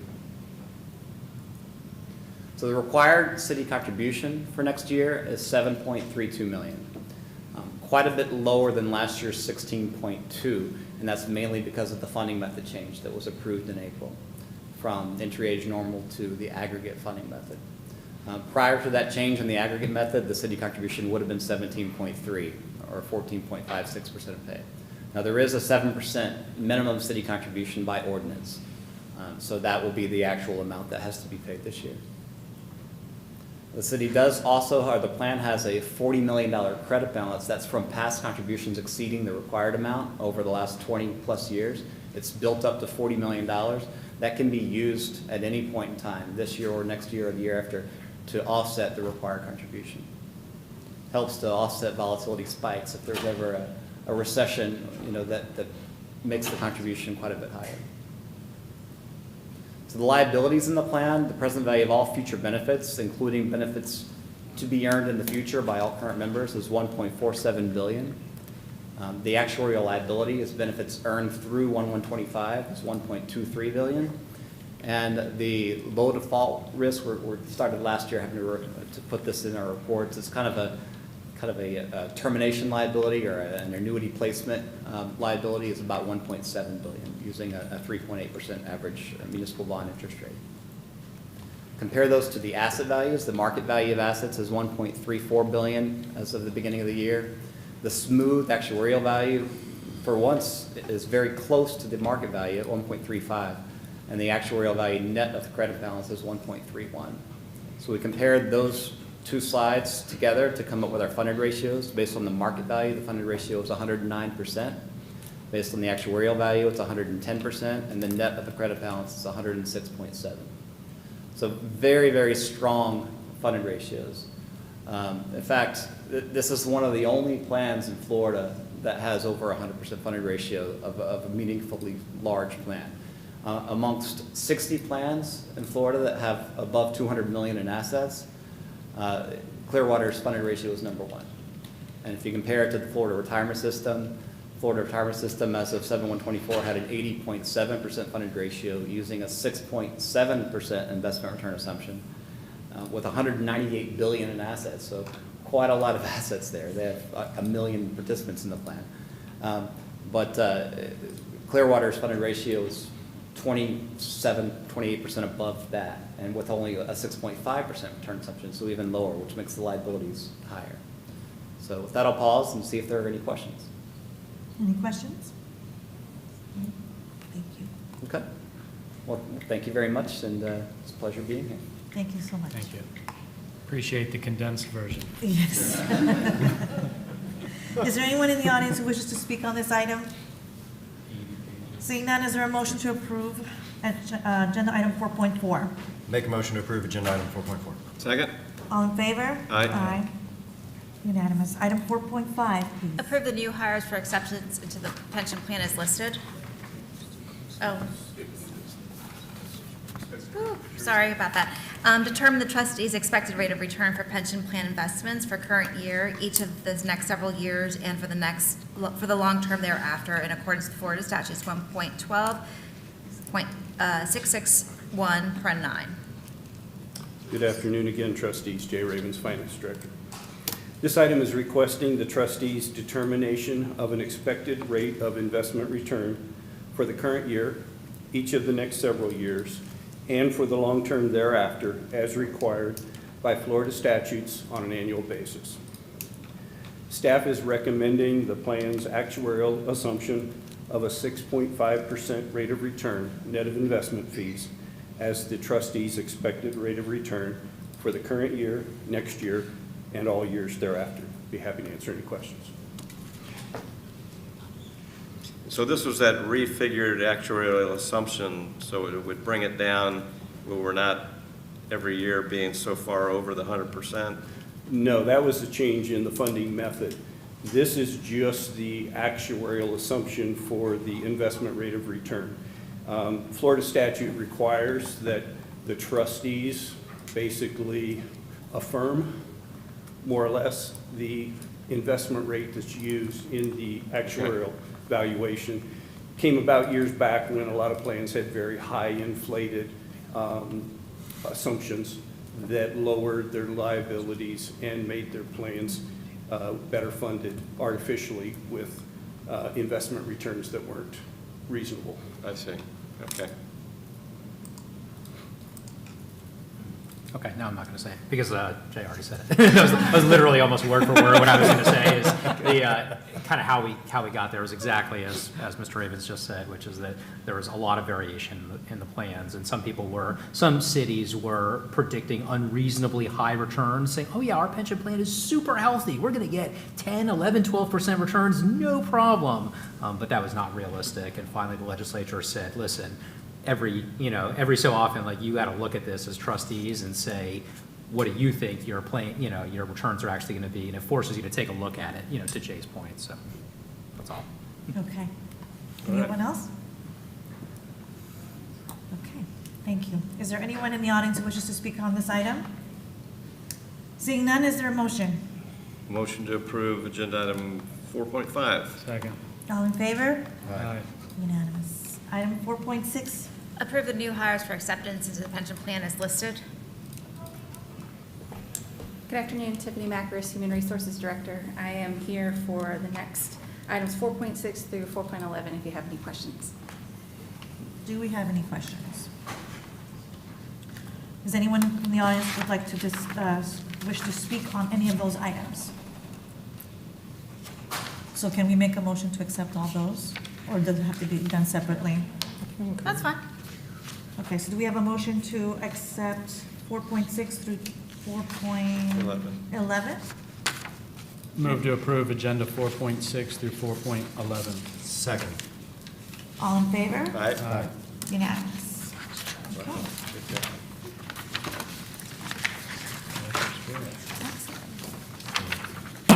We will now adjourn the June 2nd Pension Trustees meeting and call to order the June 2nd, 2025 City Council work session at 2:25. Item 2.1. June Service Awards, if we can have Miss Sarah Checkguy.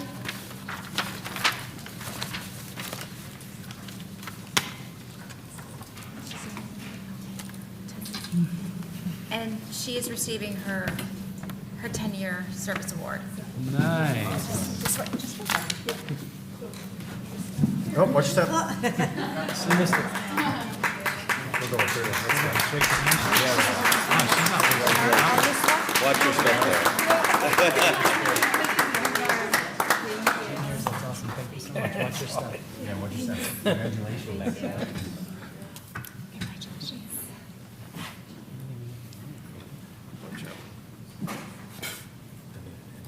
Miss Tara Kivett, Public Works, receiving her 20-year.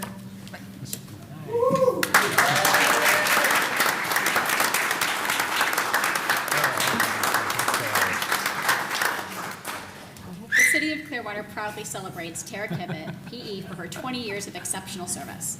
Over the past 2 decades, Tara has played a pivotal role in shaping the city's infrastructure, leading transformational projects, and mentoring future leaders in public service and engineering.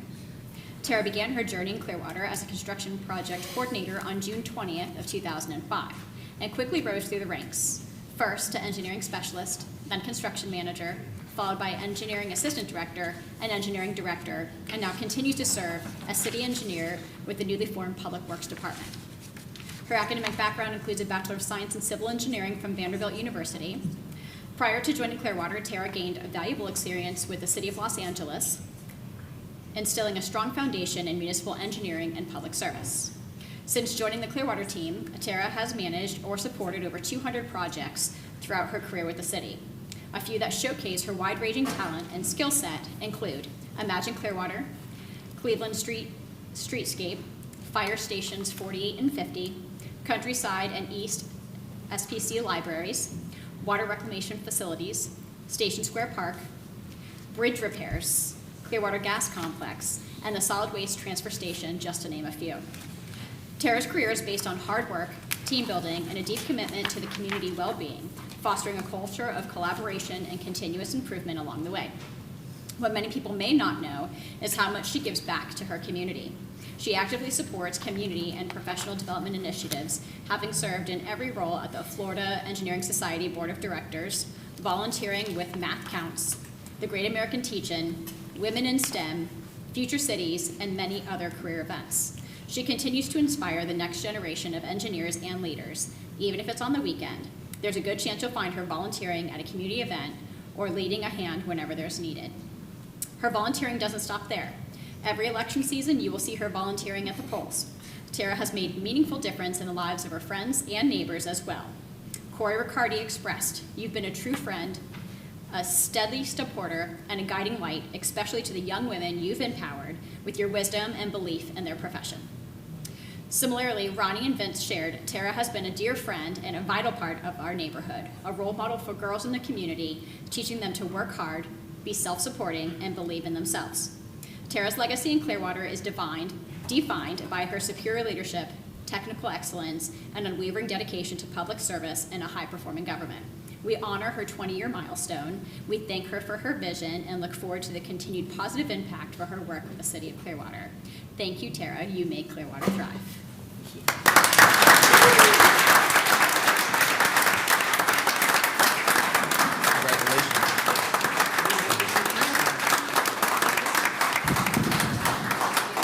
Congratulations. Watch your step. Congratulations. Thank you. Watch your step. Congratulations.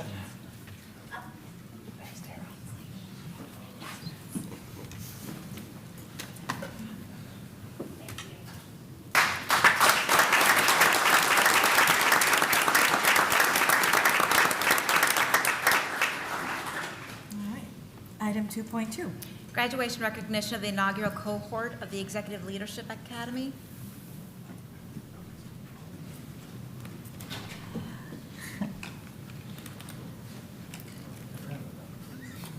Good afternoon, Vice Mayor, Council, and City Administration. My name is Donna Hemberger, and this is Michelle Sheldon, and we represent the Training and Engagement Division of the Human Resources Department. Would the Executive Leadership Academy participants please join us?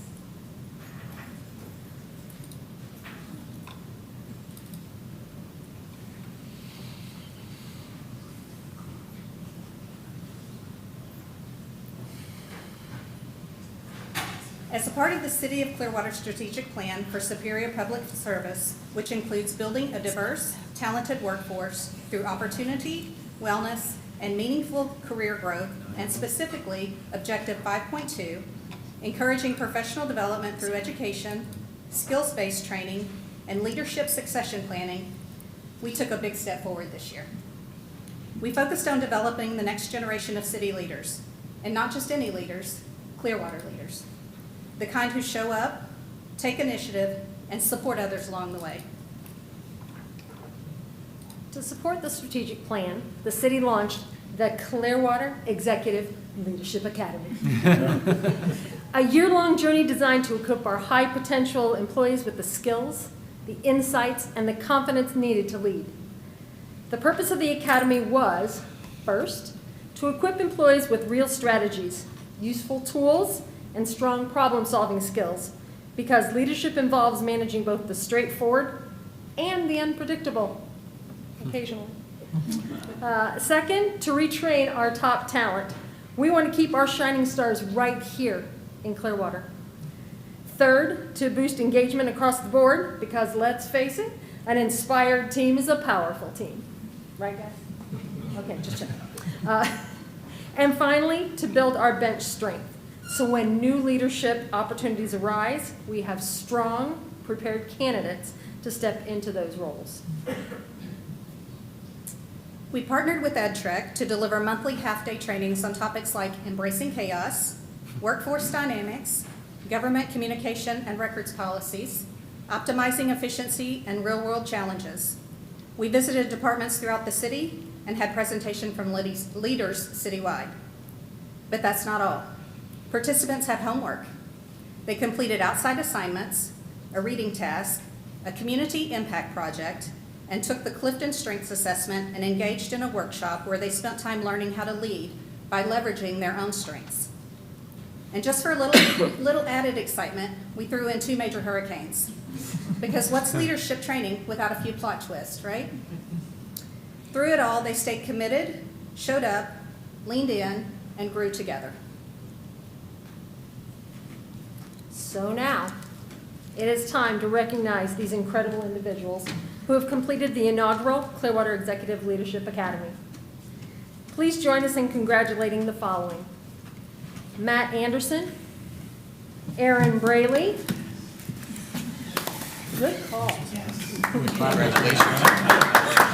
Michael Flanagan, John Kleinfelter, Chris Cook, Ann Lopez, David Pearson, Linda Rothstein, Amy Sessions, Tony Tedesco, Jacoby Washington, and Marcus Williamson. Let's give them a big round of applause. They have certainly earned it. Good job.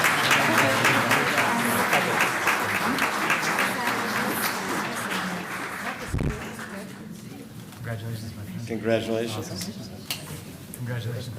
Congratulations to you. David. You got your hands full. Congratulations. Congratulations. Hey, congratulations. Would you mind if we took one moment to thank our leaders during this period? Absolutely. Yes, please do. Michelle and Donna shepherded all of us through this inaugural class, and of course through the ups and downs of when we had hurricanes and things like that. And I'll tell you, it wouldn't have been the same without them. Their optimism, their communication, and just their preparedness for every class was so useful to us.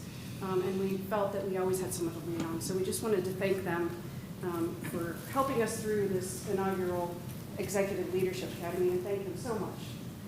This was a really valuable experience for all of us.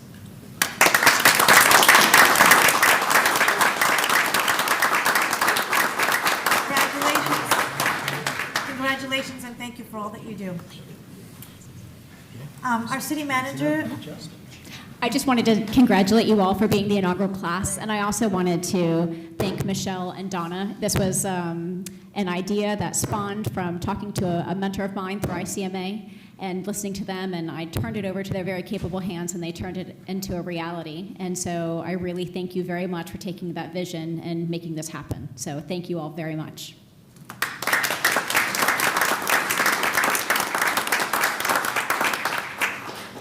Item 3.1. Approve the substantial amendment to the City of Clearwater's fiscal year 2021-2022 annual action plan and home ARP allocation plan. Good afternoon, Council, Vice Mayor. My name is Dylan Mayu. I'm the Acting Housing Manager. This item is for the approval of the proposed third substantial amendment to the city's 2021-2022 annual action plan and the home ARP allocation plan in order to reallocate home ARP funds provided by HUD.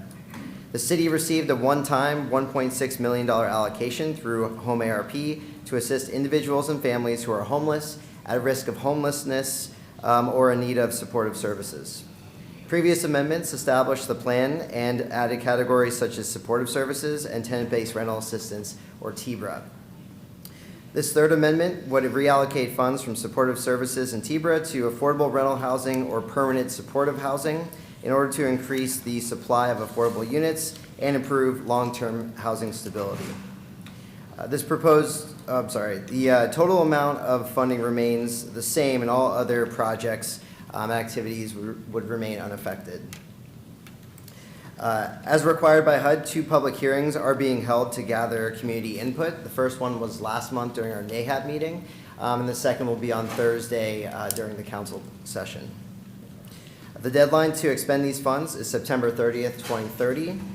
It is also important to note we received a notice from HUD identifying an error in the initial funding amount provided to the city, so we will be returning with a 4th amendment to amend that funding amount. Unfortunately, it happened halfway through this process for this substantial amendment, so we couldn't squeeze it in. And with that, I'd be happy to address any questions. Any questions or comments from council? Okay, so do we have consent? Yep. Okay, item 4.1. Accept a gas utility easement from Real Sub LLC.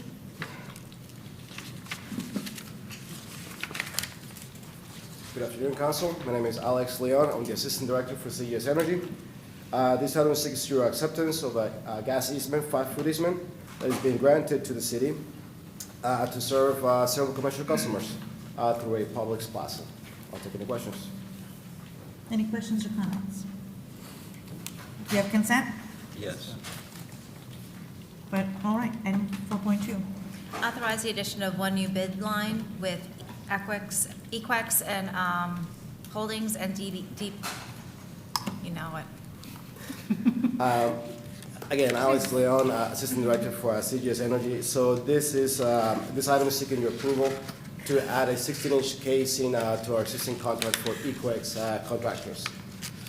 This item is needed for 2 major projects that we have currently ongoing. One is for Moffett Center, which will be crossing multiple wetlands to which these cases will be required.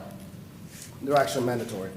As well as our canal crossing for Tarpon Canal Crossing to provide additional capacity to our all smart customer base. Again, this 16-inch casings will be required for that. At the time when this bid item was sent out in 2023, this item was not included simply because it's a rare item to have. We've never had it in our history, and we did not expect this to be a requirement. After design was finished, we learned this is a requirement, and so we are here today asking for your approval to add this item on here. We find this item to be impractical to bid, mostly to having multiple contractors on site, to avoid liability issues as well as quality control issues that we could see by having multiple contractors on site. One installing the casing and another contractor putting the 8-inch behind it could cause problems for us, and so we're amending this initial bid item to add approximately $1.6 million to the contract, which we do not expect to need additional funds because we're well-funded on this bid. I'll take any questions. Any questions or comments from council? Do we have consent? Yes. Yes? Item 5.1. Amend the city's fiscal year 2024-25 operating capital improvement budgets. Good afternoon, Vice Mayor and Council. Kayleen Castle, Budget Director. This is the mid-year review for the fiscal year 24-25 budget. This report reflects 6 months of activity, October through March, and also includes council action to date. In the general fund, revenues and expenditures are increased by $527,614. This includes council-approved appropriation of $490,000 of general fund reserves for the fire boat replacement project, and an increase of $37,614 for the purchase of replacement flashlights in the police department. This is offset by grant revenues recognized from the Department of Justice. Adjusted for the items listed in this report, general fund reserves are approximately $60.4 million, or 30.3% of fiscal year 24-25 general fund the 24-25 general fund expenditure budget. This exceeds our minimum reserve requirement by $40.3 million at mid-year. In the stormwater fund, expenditures are increased by $4 million. This is transferred to the capital fund for the stormwater pipe system improvement project. This funds an increase to pipelining contracts and is offset by budgeted revenues in the fund and also an allocation from fund reserves. In the solid waste and recycling fund, expenditures are increased by $6,196,158. This is for debris removal costs from Hurricanes Helene and Milton. It's offset by a revenue amendment recognizing reimbursements received from FEMA to date. In the parking fund, amendments reflect a decrease of $6 million. This is to return this year's transfer to the downtown parking garage project, which is necessary to replenish fund balance. It also reduces the project to be in line with current construction estimates. And in the garage fund, expenditures are increased by $1,483,380. Amendments include an allocation of $1,303,880 from fund reserves for the Motorola conversion project, which was previously approved by council. And we're also transferring $179,500 from fund reserves to the motorized equipment replacement project. This represents the budget, the approved budget from 23-24 funding for this project that was not transferred last year. So this is an error to correct the project balance. In the capital improvement fund, a net increase of $2,067,389 is reflected at mid-year. This includes the following previously approved amendments. An increase of $1,303,880 in garage fund revenues in the Motorola conversion project. An increase of $490,000 of general fund revenue in the fire boat replacement project. $492,000 in impact fee revenue for the parkland acquisition project. $435,772 in grant revenues from FDOT and $114,228 in general fund revenue for the Missouri Avenue Medians project, and $400,000 in grant revenue from FDOT and $100,000 in gas fund revenue for the Air Park Emergency Generator project. Those all were the ones that were previously approved. Other significant amendments also include an increase of $105,691, which is to recognize tax credits received in the Green Print implementation project. An increase of $69,998 in special program fund revenues transferred to the police equipment replacement project. $122,500 in property owner share revenue received in the Pinellas New Mains project. That's a gas department project. An increase of $74,083 of tax revenue received in the sanitary sewer relocation project. An increase of $90,115 to recognize prior year parking revenues in the Seminole Boat Launch Maintenance Project. An increase of $148,042 of FEMA reimbursements in the South Basin Attenuator Project. An increase of $86,750 of special program fund revenues in the Parks and Beautification Project. An increase of $4 million of stormwater revenue in the Stormwater Pipe System Improvement Project, and a decrease of $6 million of parking revenue in the Downtown Parking Garage Project. In the Special Program Fund, an increase of $1,187,200 is reflected at mid-year. Significant amendments include the recognition of $270,884 in FEMA reimbursements from Hurricane Irma, $563,545 in contractual service revenue received for the police extra duty. $53,776 were received in fines and court proceeds for public safety programs and the tree replacement program. A total of $31,591 was received in donation revenue in police, library, and parks programs. $82,194 in special events revenues were received from the Sea Blues Festival. $65,075 of insurance reimbursements for police vehicle replacements. $80,750 were received in opioid settlements over the last quarter. And finally, there's a total of $37,584 transferred between special programs. I'd be happy to answer any questions you have. Any questions from the council? Thank you. Seeing none, item 6.1. Authorize guaranteed maximum price proposal to Banda's Construction for the permanent repairs at Pier 60 Bait House. Good afternoon, Vice Mayor, Council. I'm Matthew Anderson, Assistant Director of Parks and Recreation. The item before you is for Pier 60. I've been up here in the past with other items for Pier 60. You'll see this one. There'll also be one at the end of Parks and Rec's presentations. But we'll start with this one. I just wanted to give you guys some Pier 60 revenue numbers because it's always a conversational topic. So from fiscal year 22 to 23, all the way up to Hurricane Helene, we were seeing an annual uptick in our revenue from the pier. We had $1,906,828.75 in fiscal year 22-23. In 23-24, we saw it go up to $1,934,882.09. So between Hurricane Helene and this October, we're estimating with that upward tick that we probably have lost around $2 million in revenue from the pier being closed, mainly the bait store and the ability for people to walk out and fish and see the sunset. So I just want to give you guys that little background before I jump into this item, because this item covers restoring the bait house permanently and then getting the pier open back up to the T. This item is going to cover replacing the turnstile gates that were damaged during the storm, which allows us to control traffic onto the pier. Right now we're shut down with fencing at the bait house. It'll also go in and replace the flooring throughout. If there's concrete to repair in the bait house floor, the bathrooms, epoxy floors, paint, drywall, a lot of different things. We're going to upgrade the lighting in there to LED to be a little bit more efficient. We've also got to replace the data connections in there for purchases and also our camera technology. Additional work on this also will get the fire line replaced out to the bait house to have the fire sprinklers and all, which is a requirement of it being open. We'll also, as I said, repair the railing with additional temporary railing out to the T. The T will stay permanently closed. I will at this time answer any questions about this GMP in front of you. Any questions or comments? Yes, sir. Ms. Roll. So I saw some of the pictures that got added this afternoon on that, and that I didn't realize it was in such disrepair.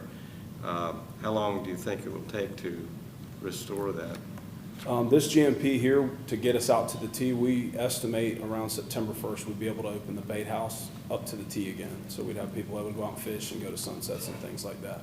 Obviously, that's temporary repairs to the pier, but the bait house would get its permanent repairs inside. Okay, all right. Thanks. Any other questions? Do I have consent? Yeah. All right. Item 6.2. Authorize purchase orders to Agni Enterprises, Head to Heels, Safety Supplies, Aqua, Triangle, One Corp, Commercial Energy Specialist, and Hartgrows Chemicals, Inc. Good afternoon, Vice Mayor, Council. I'm Matthew Anderson, Assistant Director of Parks and Recreation.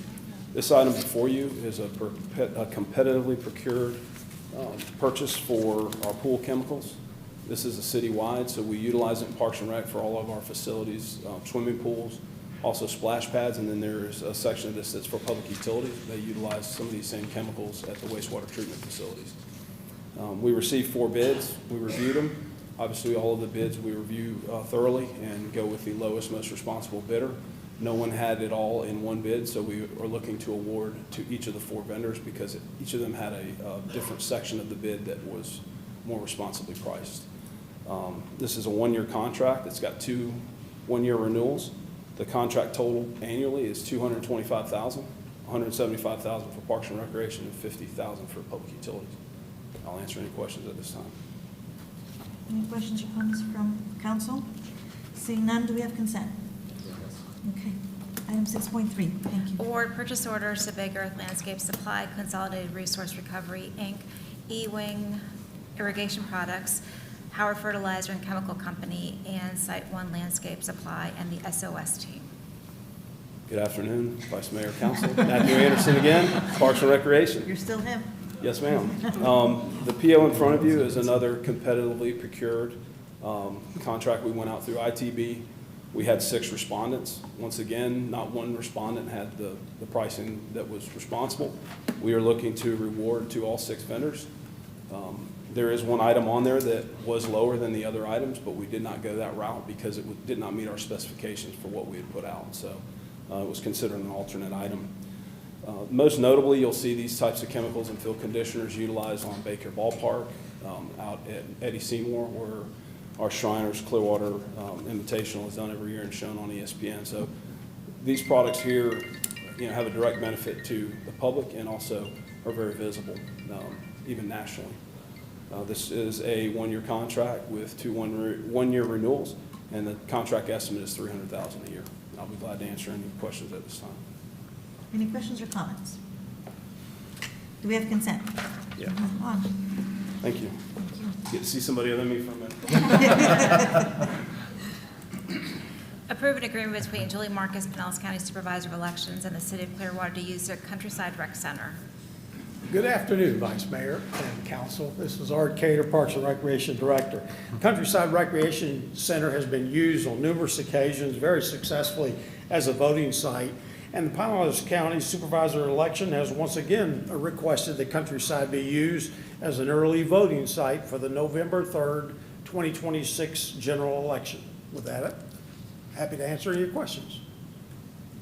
Any questions or comments from council? Seeing none, should we keep this on consent? All right, thank you, Art. 6.5. Provide direction regarding the permanent repairs and renovations at Pier 60. Art Cater, Parks and Recreation Director. Pier 60 in many ways has become an iconic pier to the many visitors and guests that come to Clearwater Beach. Pier 60 is in every picture you see, wherever you go, even in our newscasts, the pier is there. It can be seen on the daily weather reports every day. Pier 60, as we know it today, was constructed in 1994, replacing a previous pier that actually lasted for 32 years, which was built back in 1962. In less than 18 months, Pier 60 sustained damages, as you know, from Hurricanes Idalia, Helene, and Milton, and it had to be closed to the public after Hurricane Milton. Knowing that it was a popular tourist attraction and an amenity, the pier was temporary. The temporary repairs were made so that it could be opened by spring of this year. We were successful in doing that up to the bait house.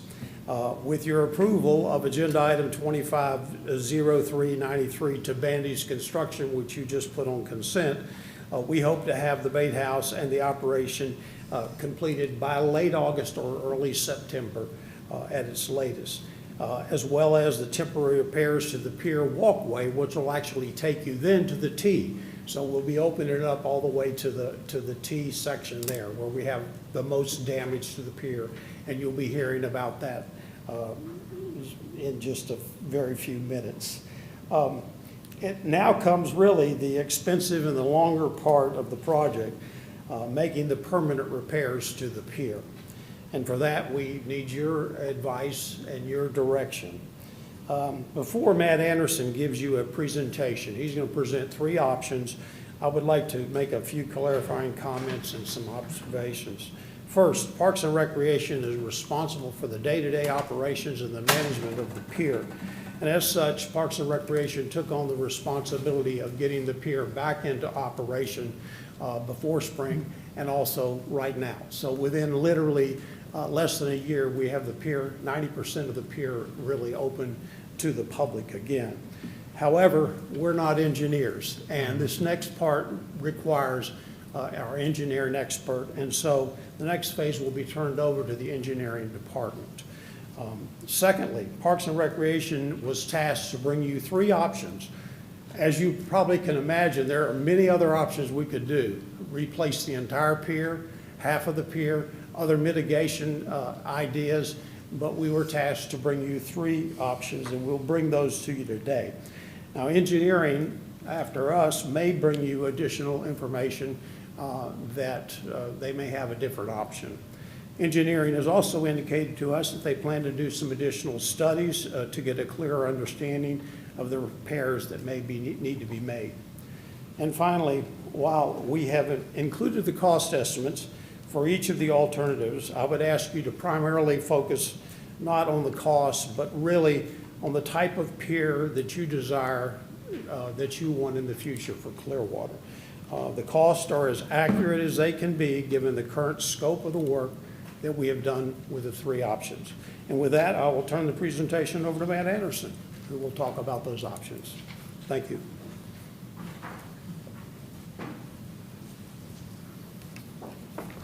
Good afternoon, Vice Mayor, Council. Matthew Anderson, Parks and Recreation Assistant Director. To complement what Art said, I've been working on the pier since 2023 when the Dahlia first hit it. We first had to close it and we had to make temporary repairs to make it safe. That time it was the end of August. It was opened back up mid-September. The boat races went off without a hitch. We were well on our way to having design plans to return the pier to full capacity, no issues, and then we were unfortunately hit with back-to-back Helene and Milton. That puts us in our current situation. So I've been working with Vince Barnes from Pannoni and Tim Knowles from Clark & Clark. And they're both here today because I'm going to give you guys an overview. I'm not an engineer. So I've got some pretty pictures. I will talk to you. And then if you've got specifics about engineering things, I have them here. And we also have Tara, I believe, is still here from engineering. She can pick up kind of where they may go or may not go with the project once we're done. So I'm going to put the first option down here on the Elmo. I know y'all have that in your packet, but that just sort of gives you some different views. This is option one. Option one is to repair the pier in its current footprint. So we would have to do things to the deck, piling repairs. We'd have to change the railing because so much railing was lost. There's no way to just repair it with permanent. We would be replacing the entire railing. And that's true with all options because that railing, we lost about 50% overall, and they don't make weathered composite to go back in there, so we need to start over. And we'll get to railing options at the end. Once again, we will be passing that over. This option here is actually the lower price, and these are obviously preliminary costs. We don't have any hard budget numbers, but just with the loose scoping that we've done. So this, once again, is repair the pier in its current situation. New railing, all the cracks, all the safety issues are taken care of. And once again, you've already set us in motion to potentially get the bait house put back Thursday if approved. I'm going to give you the second option, which was one that we looked at. It would lead us to remove the T. So we have a main issue with the pier is out where the T is because you've got precast set slabs basically with a topping slab. And what happens is the precast slabs go in different directions. So as the wind beats, it beats them together on that main joint at the T. And that's where the majority of that deck damage is at. And that's actually a picture here that you'll see at the T. This option is actually not the least expensive option. You've got a lot of concrete and things that would have to be removed to remove the T. If that option were the route that you guys chose to do, all that concrete could be permitted to be turned into a reef out off the pier, which would be helpful to the environment. It would also keep costs down due to having to barge in all of that debris that's removed. Like I said, that is an option. You would lose 2,400 square foot of total pier for people to be able to go and enjoy. Now this is the third option. This is the option that has the highest ability right now for mitigation from FEMA, because we would actually remove that static deck out on the T, and then it would go back in. They would essentially take that off, make the reef, then they would lay horizontal pilings, and it would have, I'm sorry, that's the wrong one. No, it is. So this would actually, these panels here pop out if the weather and the waves come up. So right now the deck lifts. Those panels pop out and allow the water to flow through, and it reduces the amount of movement out there on the T. Now with this one or with the original one, that joint would still be replaced with a bridge style joint, so it would allow the joint to move vertically and horizontally, and it would have a cover plate for ADA compliance. This also has the ability, because the deck has to be removed, you have an option to go out and change out the shade structures. Right now we've got a pretty bland shade system out there. You could go something, this is just obviously one thought or idea, but you have the ability at that point, because they have to be removed, to remove the deck and to put the frangible deck in, that option to change things. Once again, this would require railing throughout, and that moves me on to the next, and this is just a rendering, and these are just two options of potential railing. The first option you see here is your composite railing. It would look very similar to what is currently out at the pier. The second option is an FDOT style aluminum railing, and that actually has a potential for mitigation as well. In talking with Deloitte, who is here helping us from FDM, they said that due to the lower maintenance costs and the ability to go in and replace sections, as I said before, when you lose a piece of that composite railing, if it's 20 years from now, you can't get faded composite. You have the option here to replace it with new metal and recoat. So Long-term maintenance has the potential to be reduced with that FDOT style railing. And at this time, I'll be glad to answer any questions. As I said, I've also got Vince and Tim here with the technical aspect. Open it up. Let's start.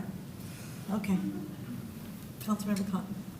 Yeah, thank you for all three options. I look forward to, because they didn't seem in here, maybe I just missed them, Matt, where those costs are for each one, or the rough costs?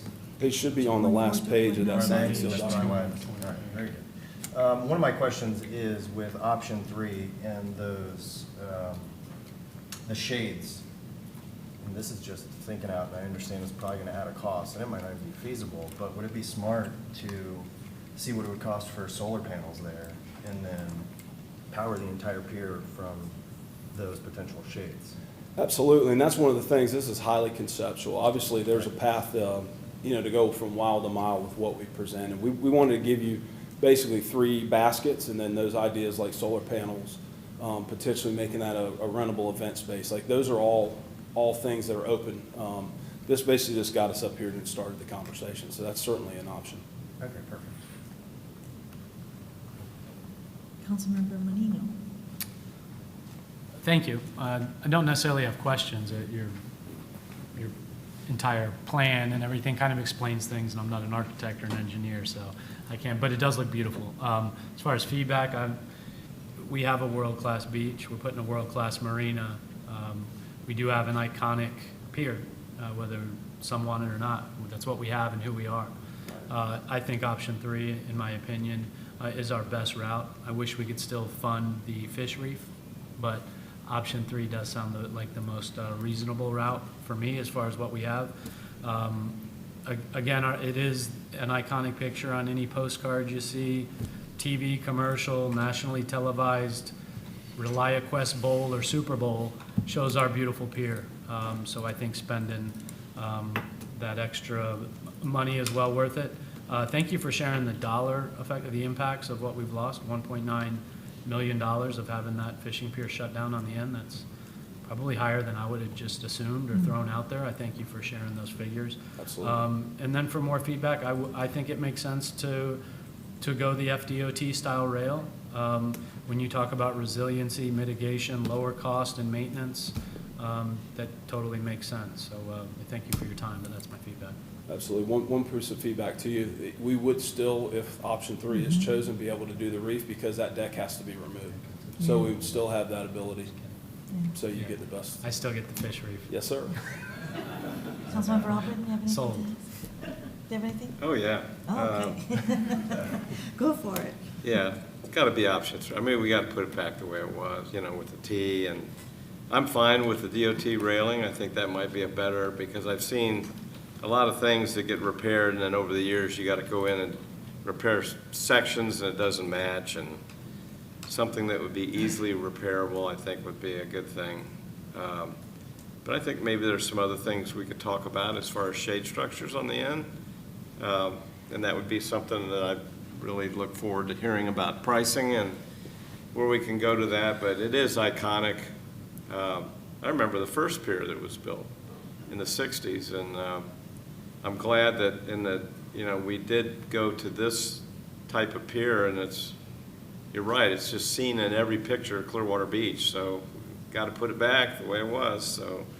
But maybe we can enhance it with some better design when we do that, so.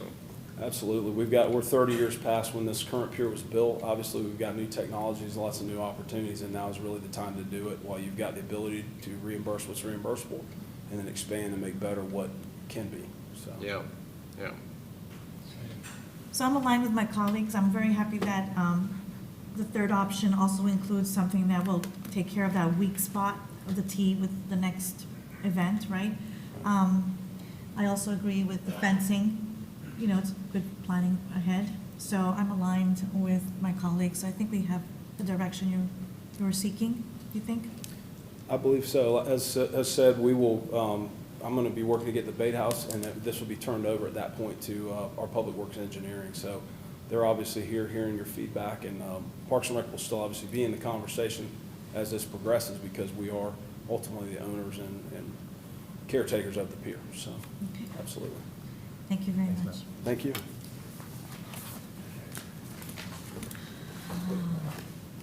Item 7.1. Oh, did you? I just wanted Yeah. to make clarification. You know, Sure. what I'm hearing is it's okay looking at 3 rather than the other 2. And we just want to do that, and the railing too. So that gives us great, clear direction. So thank you so much for that. Item 7.1. Approve to vacate the west 5-foot city utility easement by request of landowner Aaron Peterson. Thank you, Rose. Good afternoon, Vice Mayor, council members. Robert Casmer, Public Works, Real Estate Coordinator. Item before you today is to vacate a 5-foot rear parcel utility easement. There are no public utilities or private utilities within this easement. City staff have reviewed and approved this vacation request. Any questions, please? Any questions or comments? All right, moving on, 7.2. Thank you. Approve purchase order to Aquatic Control Group of Miami, Florida for Alligator Creek tree removal.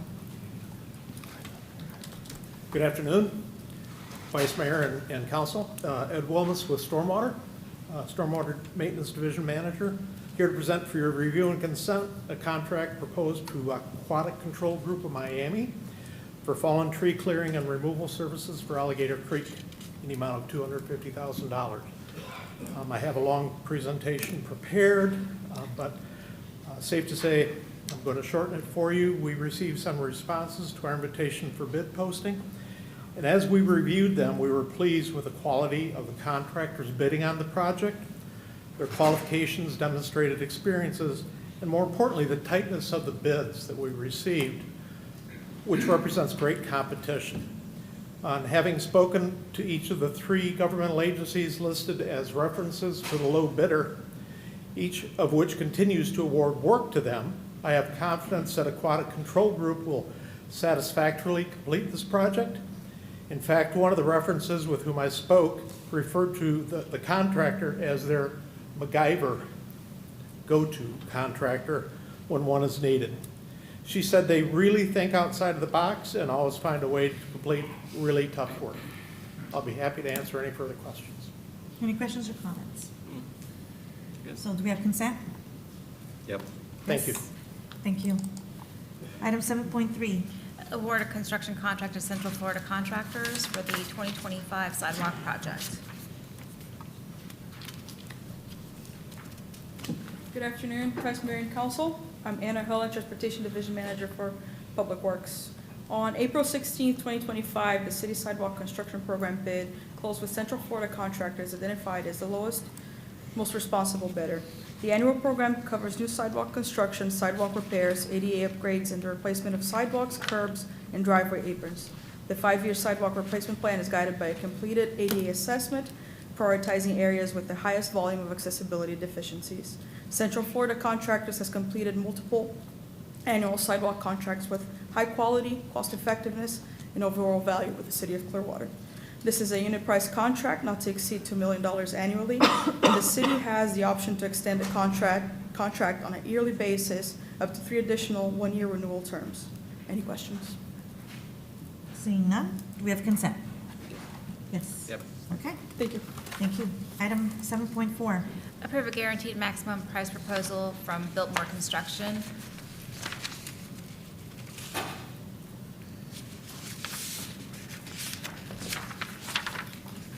Good afternoon, Vice Mayor and Council. Joe DeSico, Public Works.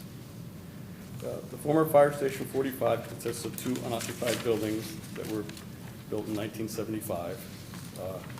After the buildings were vacated, an asbestos survey was completed, and considerable amounts of asbestos were found in the buildings. The proposed demolition activities will include asbestos removal and disposal, complete building demolition, and site grading. The existing parking areas are going to remain. The areas removed, where the buildings are removed, are going to be finished with road base to serve as temporary parking or construction station for the building's future use, property future use. Is there any questions? Any questions or comments? We have consent? Thank you. All right, thank you. Item 8.1. Approve the Fire Station 47 funding agreement. Good afternoon, everyone. Marvin Pettengill, Interim Fire Chief. Today, I am asking for your approval to accept the funding agreement between the City of Clearwater and Pinellas County regarding the reimbursement of monies used to construct the new Fire Station 47. With this signed agreement, the county shall provide us a total amount of $1,192,028.65. Of that total, $1,110,690 will be reimbursed in fiscal year 24-25 for the construction cost of the new station, and remaining reimbursement of $81,338.65 in fiscal year 25-26 is for the purchase of the land. These amounts represent 11.48% of the total cost that the county is obligated under this agreement. With that, I'd be happy to answer any questions. Any questions or comments? Seeing none? We keep this on consent? Yep. Thank you. Thank you. Item 9.1, Approve a renewal contract with Granicus. That was quick. Vice Mayor, Council, that's Dan Mayer, IT Director. The item before you is for a renewal with Granicus for a 5-year term. This company has grown quite a bit. It is owned by private equity, but they've added a number of components, and they also host our website. They do all our minutes preparation. They manage all your meetings. And we've added features like Gov Delivery, which has really enhanced our public outreach and communication. I think we're over 50 or 60,000 contacts on our email list and texting list. So with your approval, we'd like to renew this contract for another term, and I'll happy to answer any questions you might have. any Yes. questions or, yep, Councilmember Albritton? So with PSTA, we vote through the iPads. I think county does that too. Is that an option that could be added? I'm not thinking maybe when we open the new city hall. Yes. We could Absolutely, go to do yeah. that because it. We're already capable of doing it. Yeah, we've had the option for a while. It takes a collective commitment. Everybody has to want to operate that way. It's a lot more transparent, and it keeps a record. But yes, we're there, and we'd be thrilled to do it, but we got to convince Rose and get everybody on board. Oh, I'm not the one being convinced. We're quite capable. I think one of the issues that we ran into with the old city hall is that, not everybody was utilizing an iPad, so that's one issue. So everybody would have to utilize an iPad, and then it's the idea of me opening the floor for a vote and then waiting for everybody to record their vote, and then it also does require some kind of connectivity in chambers, so there would be a live vote that everybody can see. So a Right. dedicated screen as well. Mhm. So you think it's actually it's more time consuming? I wouldn't say it's time consuming, it's just different. So we've had the way that council does the vote, there isn't necessarily a roll call, although that's what the rules say, and what the charter says, but it's just the way that the city has always done it. So there's a historical practice of just calling the vote, but it's not technically a roll call. So it's a different process. I wouldn't say it could probably be more efficient maybe, but, Well, it should be easier because, we have 18 board members there, so that really makes a difference. We've got 5 here, so I think it would be, but it's up on the screen for everybody to see and it's recorded that way. I think it, and if everybody now pretty much brings in an iPad. Mhm. If you don't have one, you got a couple extra ones, you can have IT set them up for people, but we never had that problem. I will add, in the new city hall, we will have a separate viewing area downstairs, and it would be nice if they could see the votes and how Yeah. people voted. So there are some benefits. But it'll be a change process that, we'll get through, but yeah, we're capable of doing it, and we can do it when we move in. Okay. Anything else? Do we have consent? Yeah. Thank you. Item 9.2. approve a purchase order to cover Right Technologies. Mayor, Council, or Vice Mayor, Council, Convergent does the installation of all of our access security, physical security in our buildings. We standardized on this about 5 years ago and have about 45 or 50 locations that are on this platform. So we will be adding more to the new city hall, so we had to increase their purchase order for this year. And then we'll be replacing a number of hardware components. There's controllers and ceilings, and some of the swipe pads have to be replaced over the next 3 years. So this is a approximately 45-month contract. And with your approval, I'll take any questions. Any questions or comments from council? Do we have consent? Yeah. Item 9.3, thank you. Authorize an increase of purchase order with GSA Security.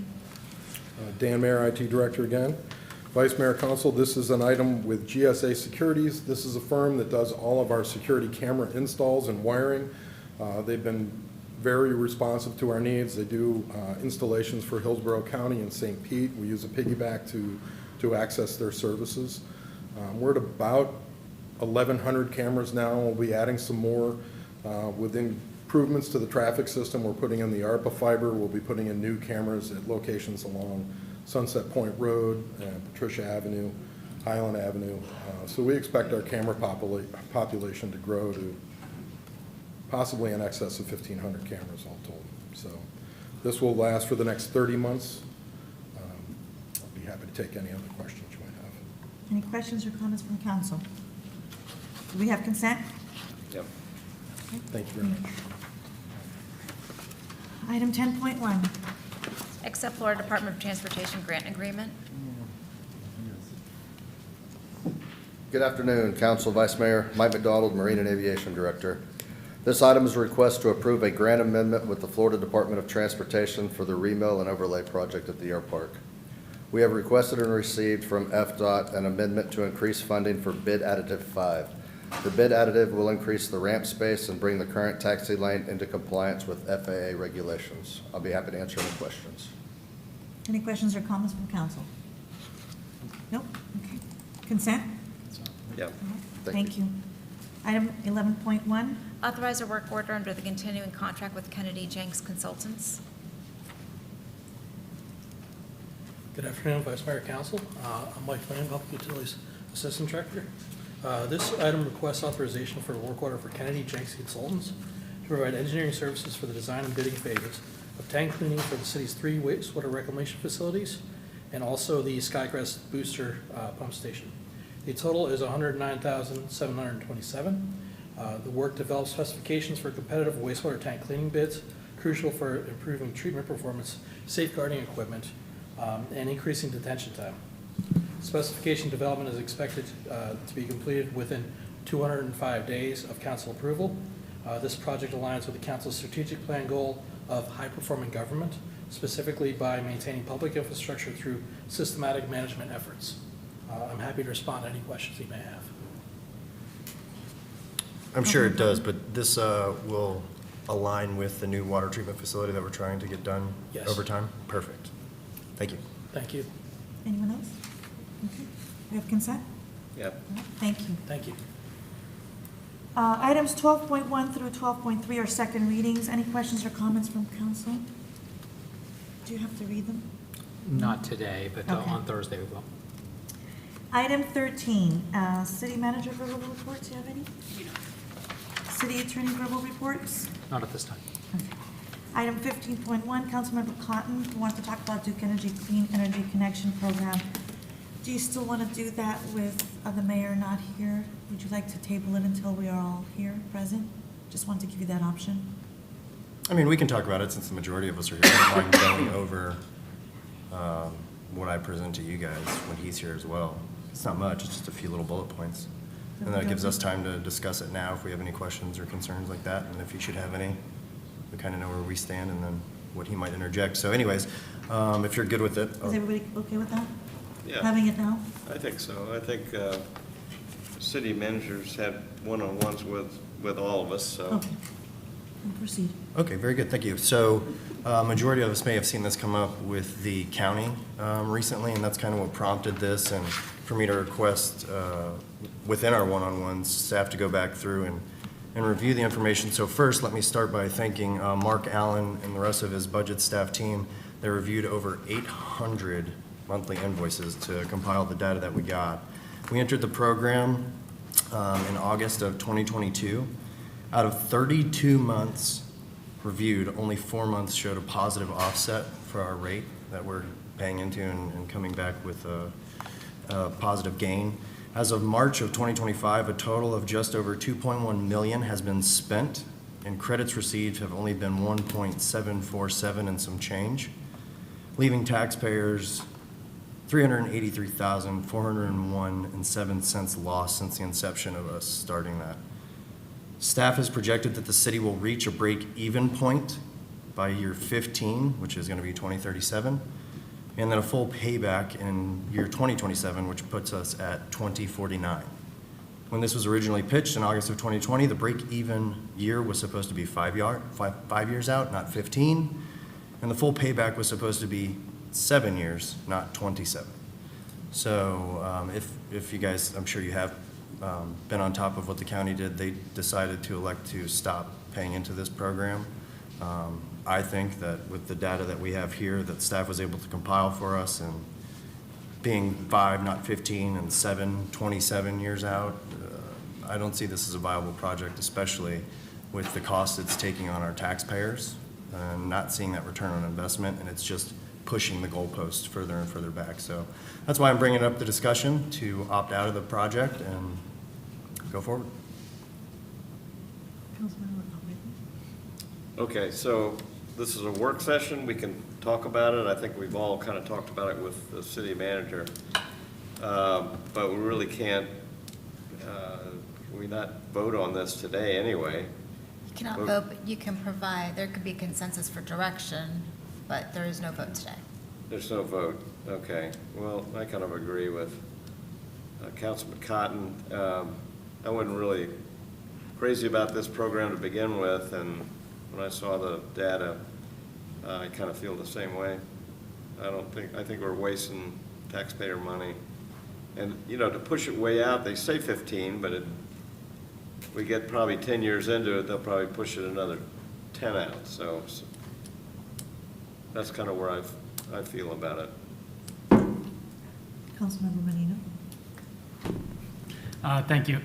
Thank you for pulling it forward, and I thank staff for compiling all the data for us. That was obviously a lot of work. Yeah, I agree. What originally just opened my eyes was a full payback period in 27 years. That's pretty large, especially in August of 2020 when we were pitched a payback of 7 years. Pretty vast difference.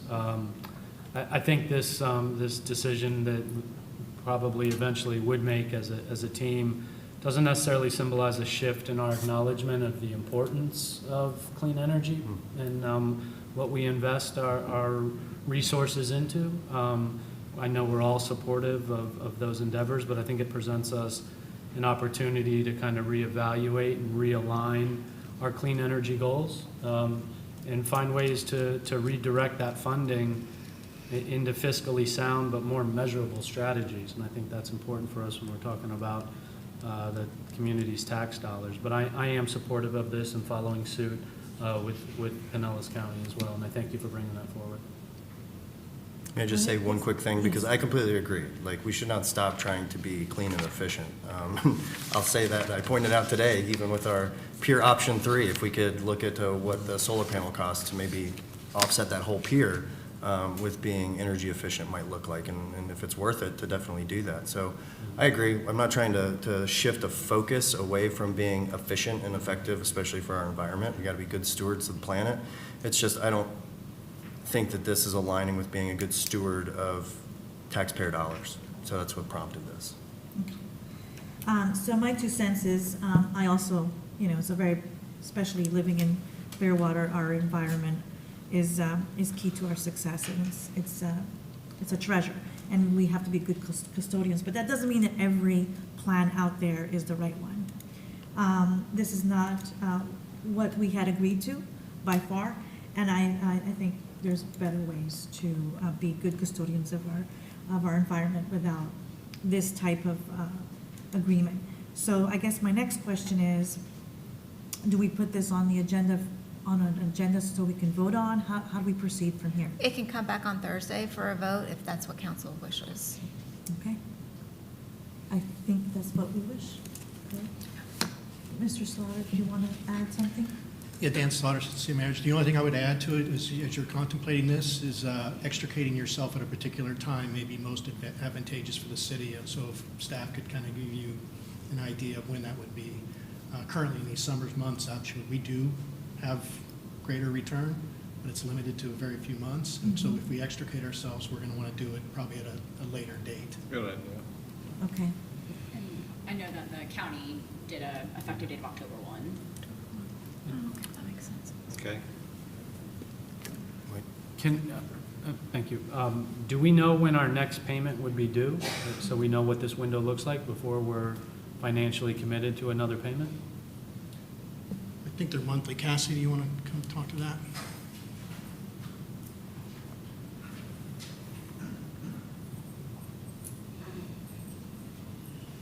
Cassie Cordova, Sustainability Environmental Division Manager, Public Works.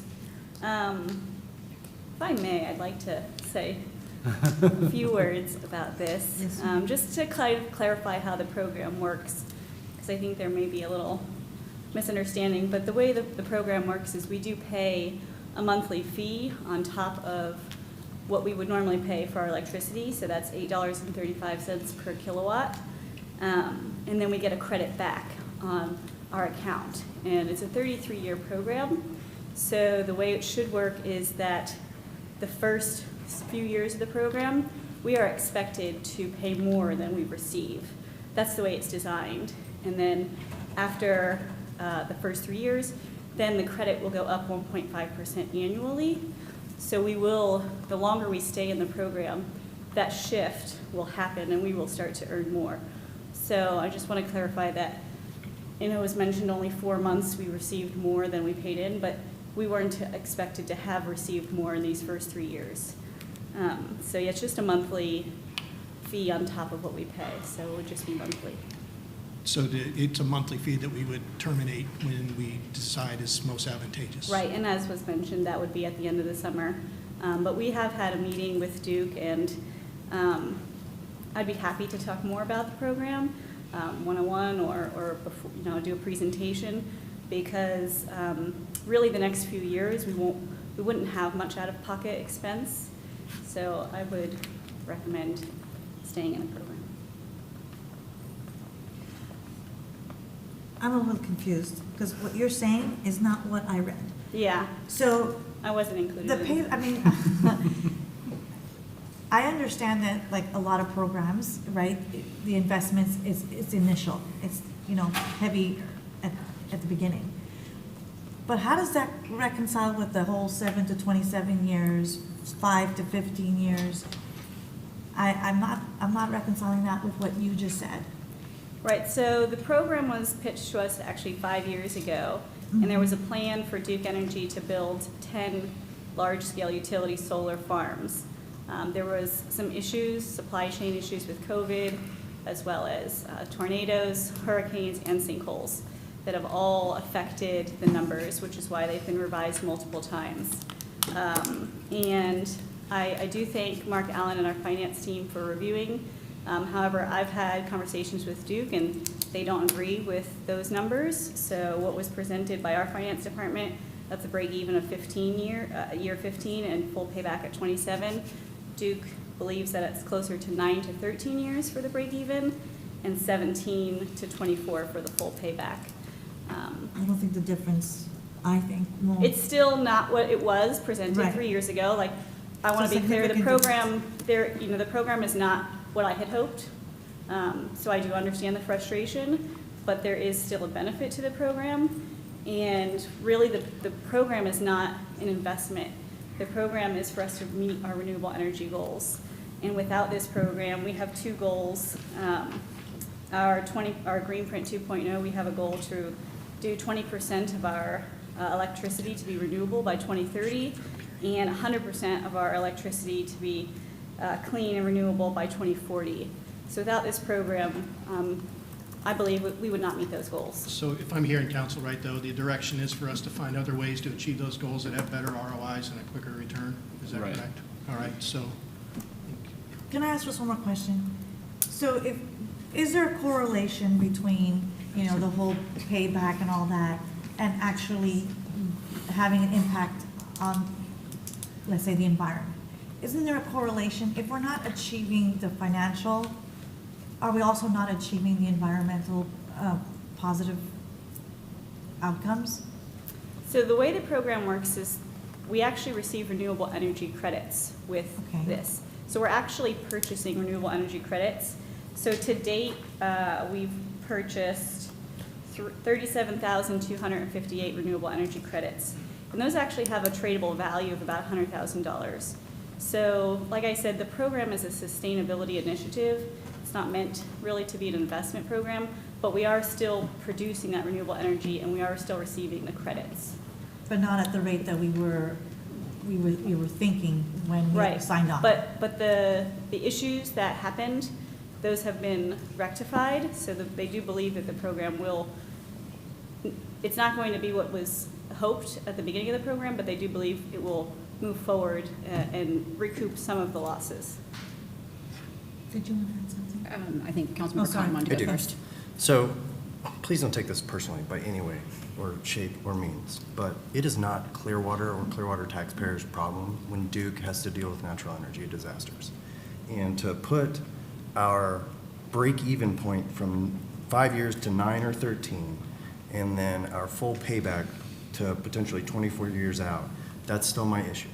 I don't think that it should be our businesses, our residents, or our government that's paying to have their infrastructure taken care of. We're in a very hurricane-prone area, and what's to say that another tornado doesn't get spawned, unfortunately, and destroy their solar field?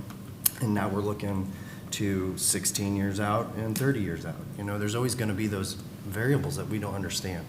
So I understand the want to stay in this, but for me, it just is, the benefits are not outweighing what our taxpayers are paying into it. And that's where I'm coming from it at, is to protect them financially, but then still look for those other alternatives that we can look to be sustainable. I understand, yeah. And just to clarify, the solar farms are throughout the state of Florida, so they're not. I'm aware. Thank you, ma'am.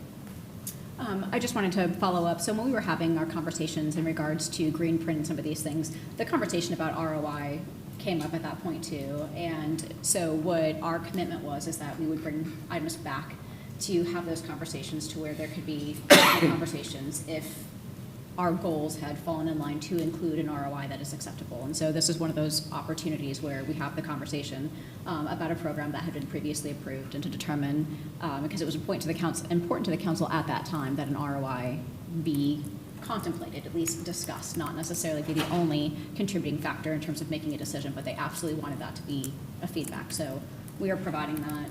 Our team did meet with Duke to follow up and ask some additional questions, and the information that you have in front of you is a result of that conversation. I did confirm with the team on that, so happy to answer any other questions. No, I appreciate you sharing, and I appreciate your passion, obviously, and that's your job as that coordinator. I don't see it as all or nothing. I don't think it's be in this program or we're falling short of our goals. I think there probably is a way for us to reevaluate and realign what our strategies are and how we continue to move in the direction of being good stewards and meeting our green print goals. I just think that for this, assumptions have been nowhere near what our actual performances are, and I think we have an opportunity to find fiscally sound programs with strategies that are measurable and maybe a little more accurate, and continue to meet these important goals that you're talking about, and I think we have that opportunity. Thanks. Anything else? Okay. Agenda item 16, any new business that anybody wants to bring up? No? Nope? Nope? Okay. Closing comments from Vice Mayor? None. None. Meeting adjourned. Good job, Vice Mayor. Good job. Let's go.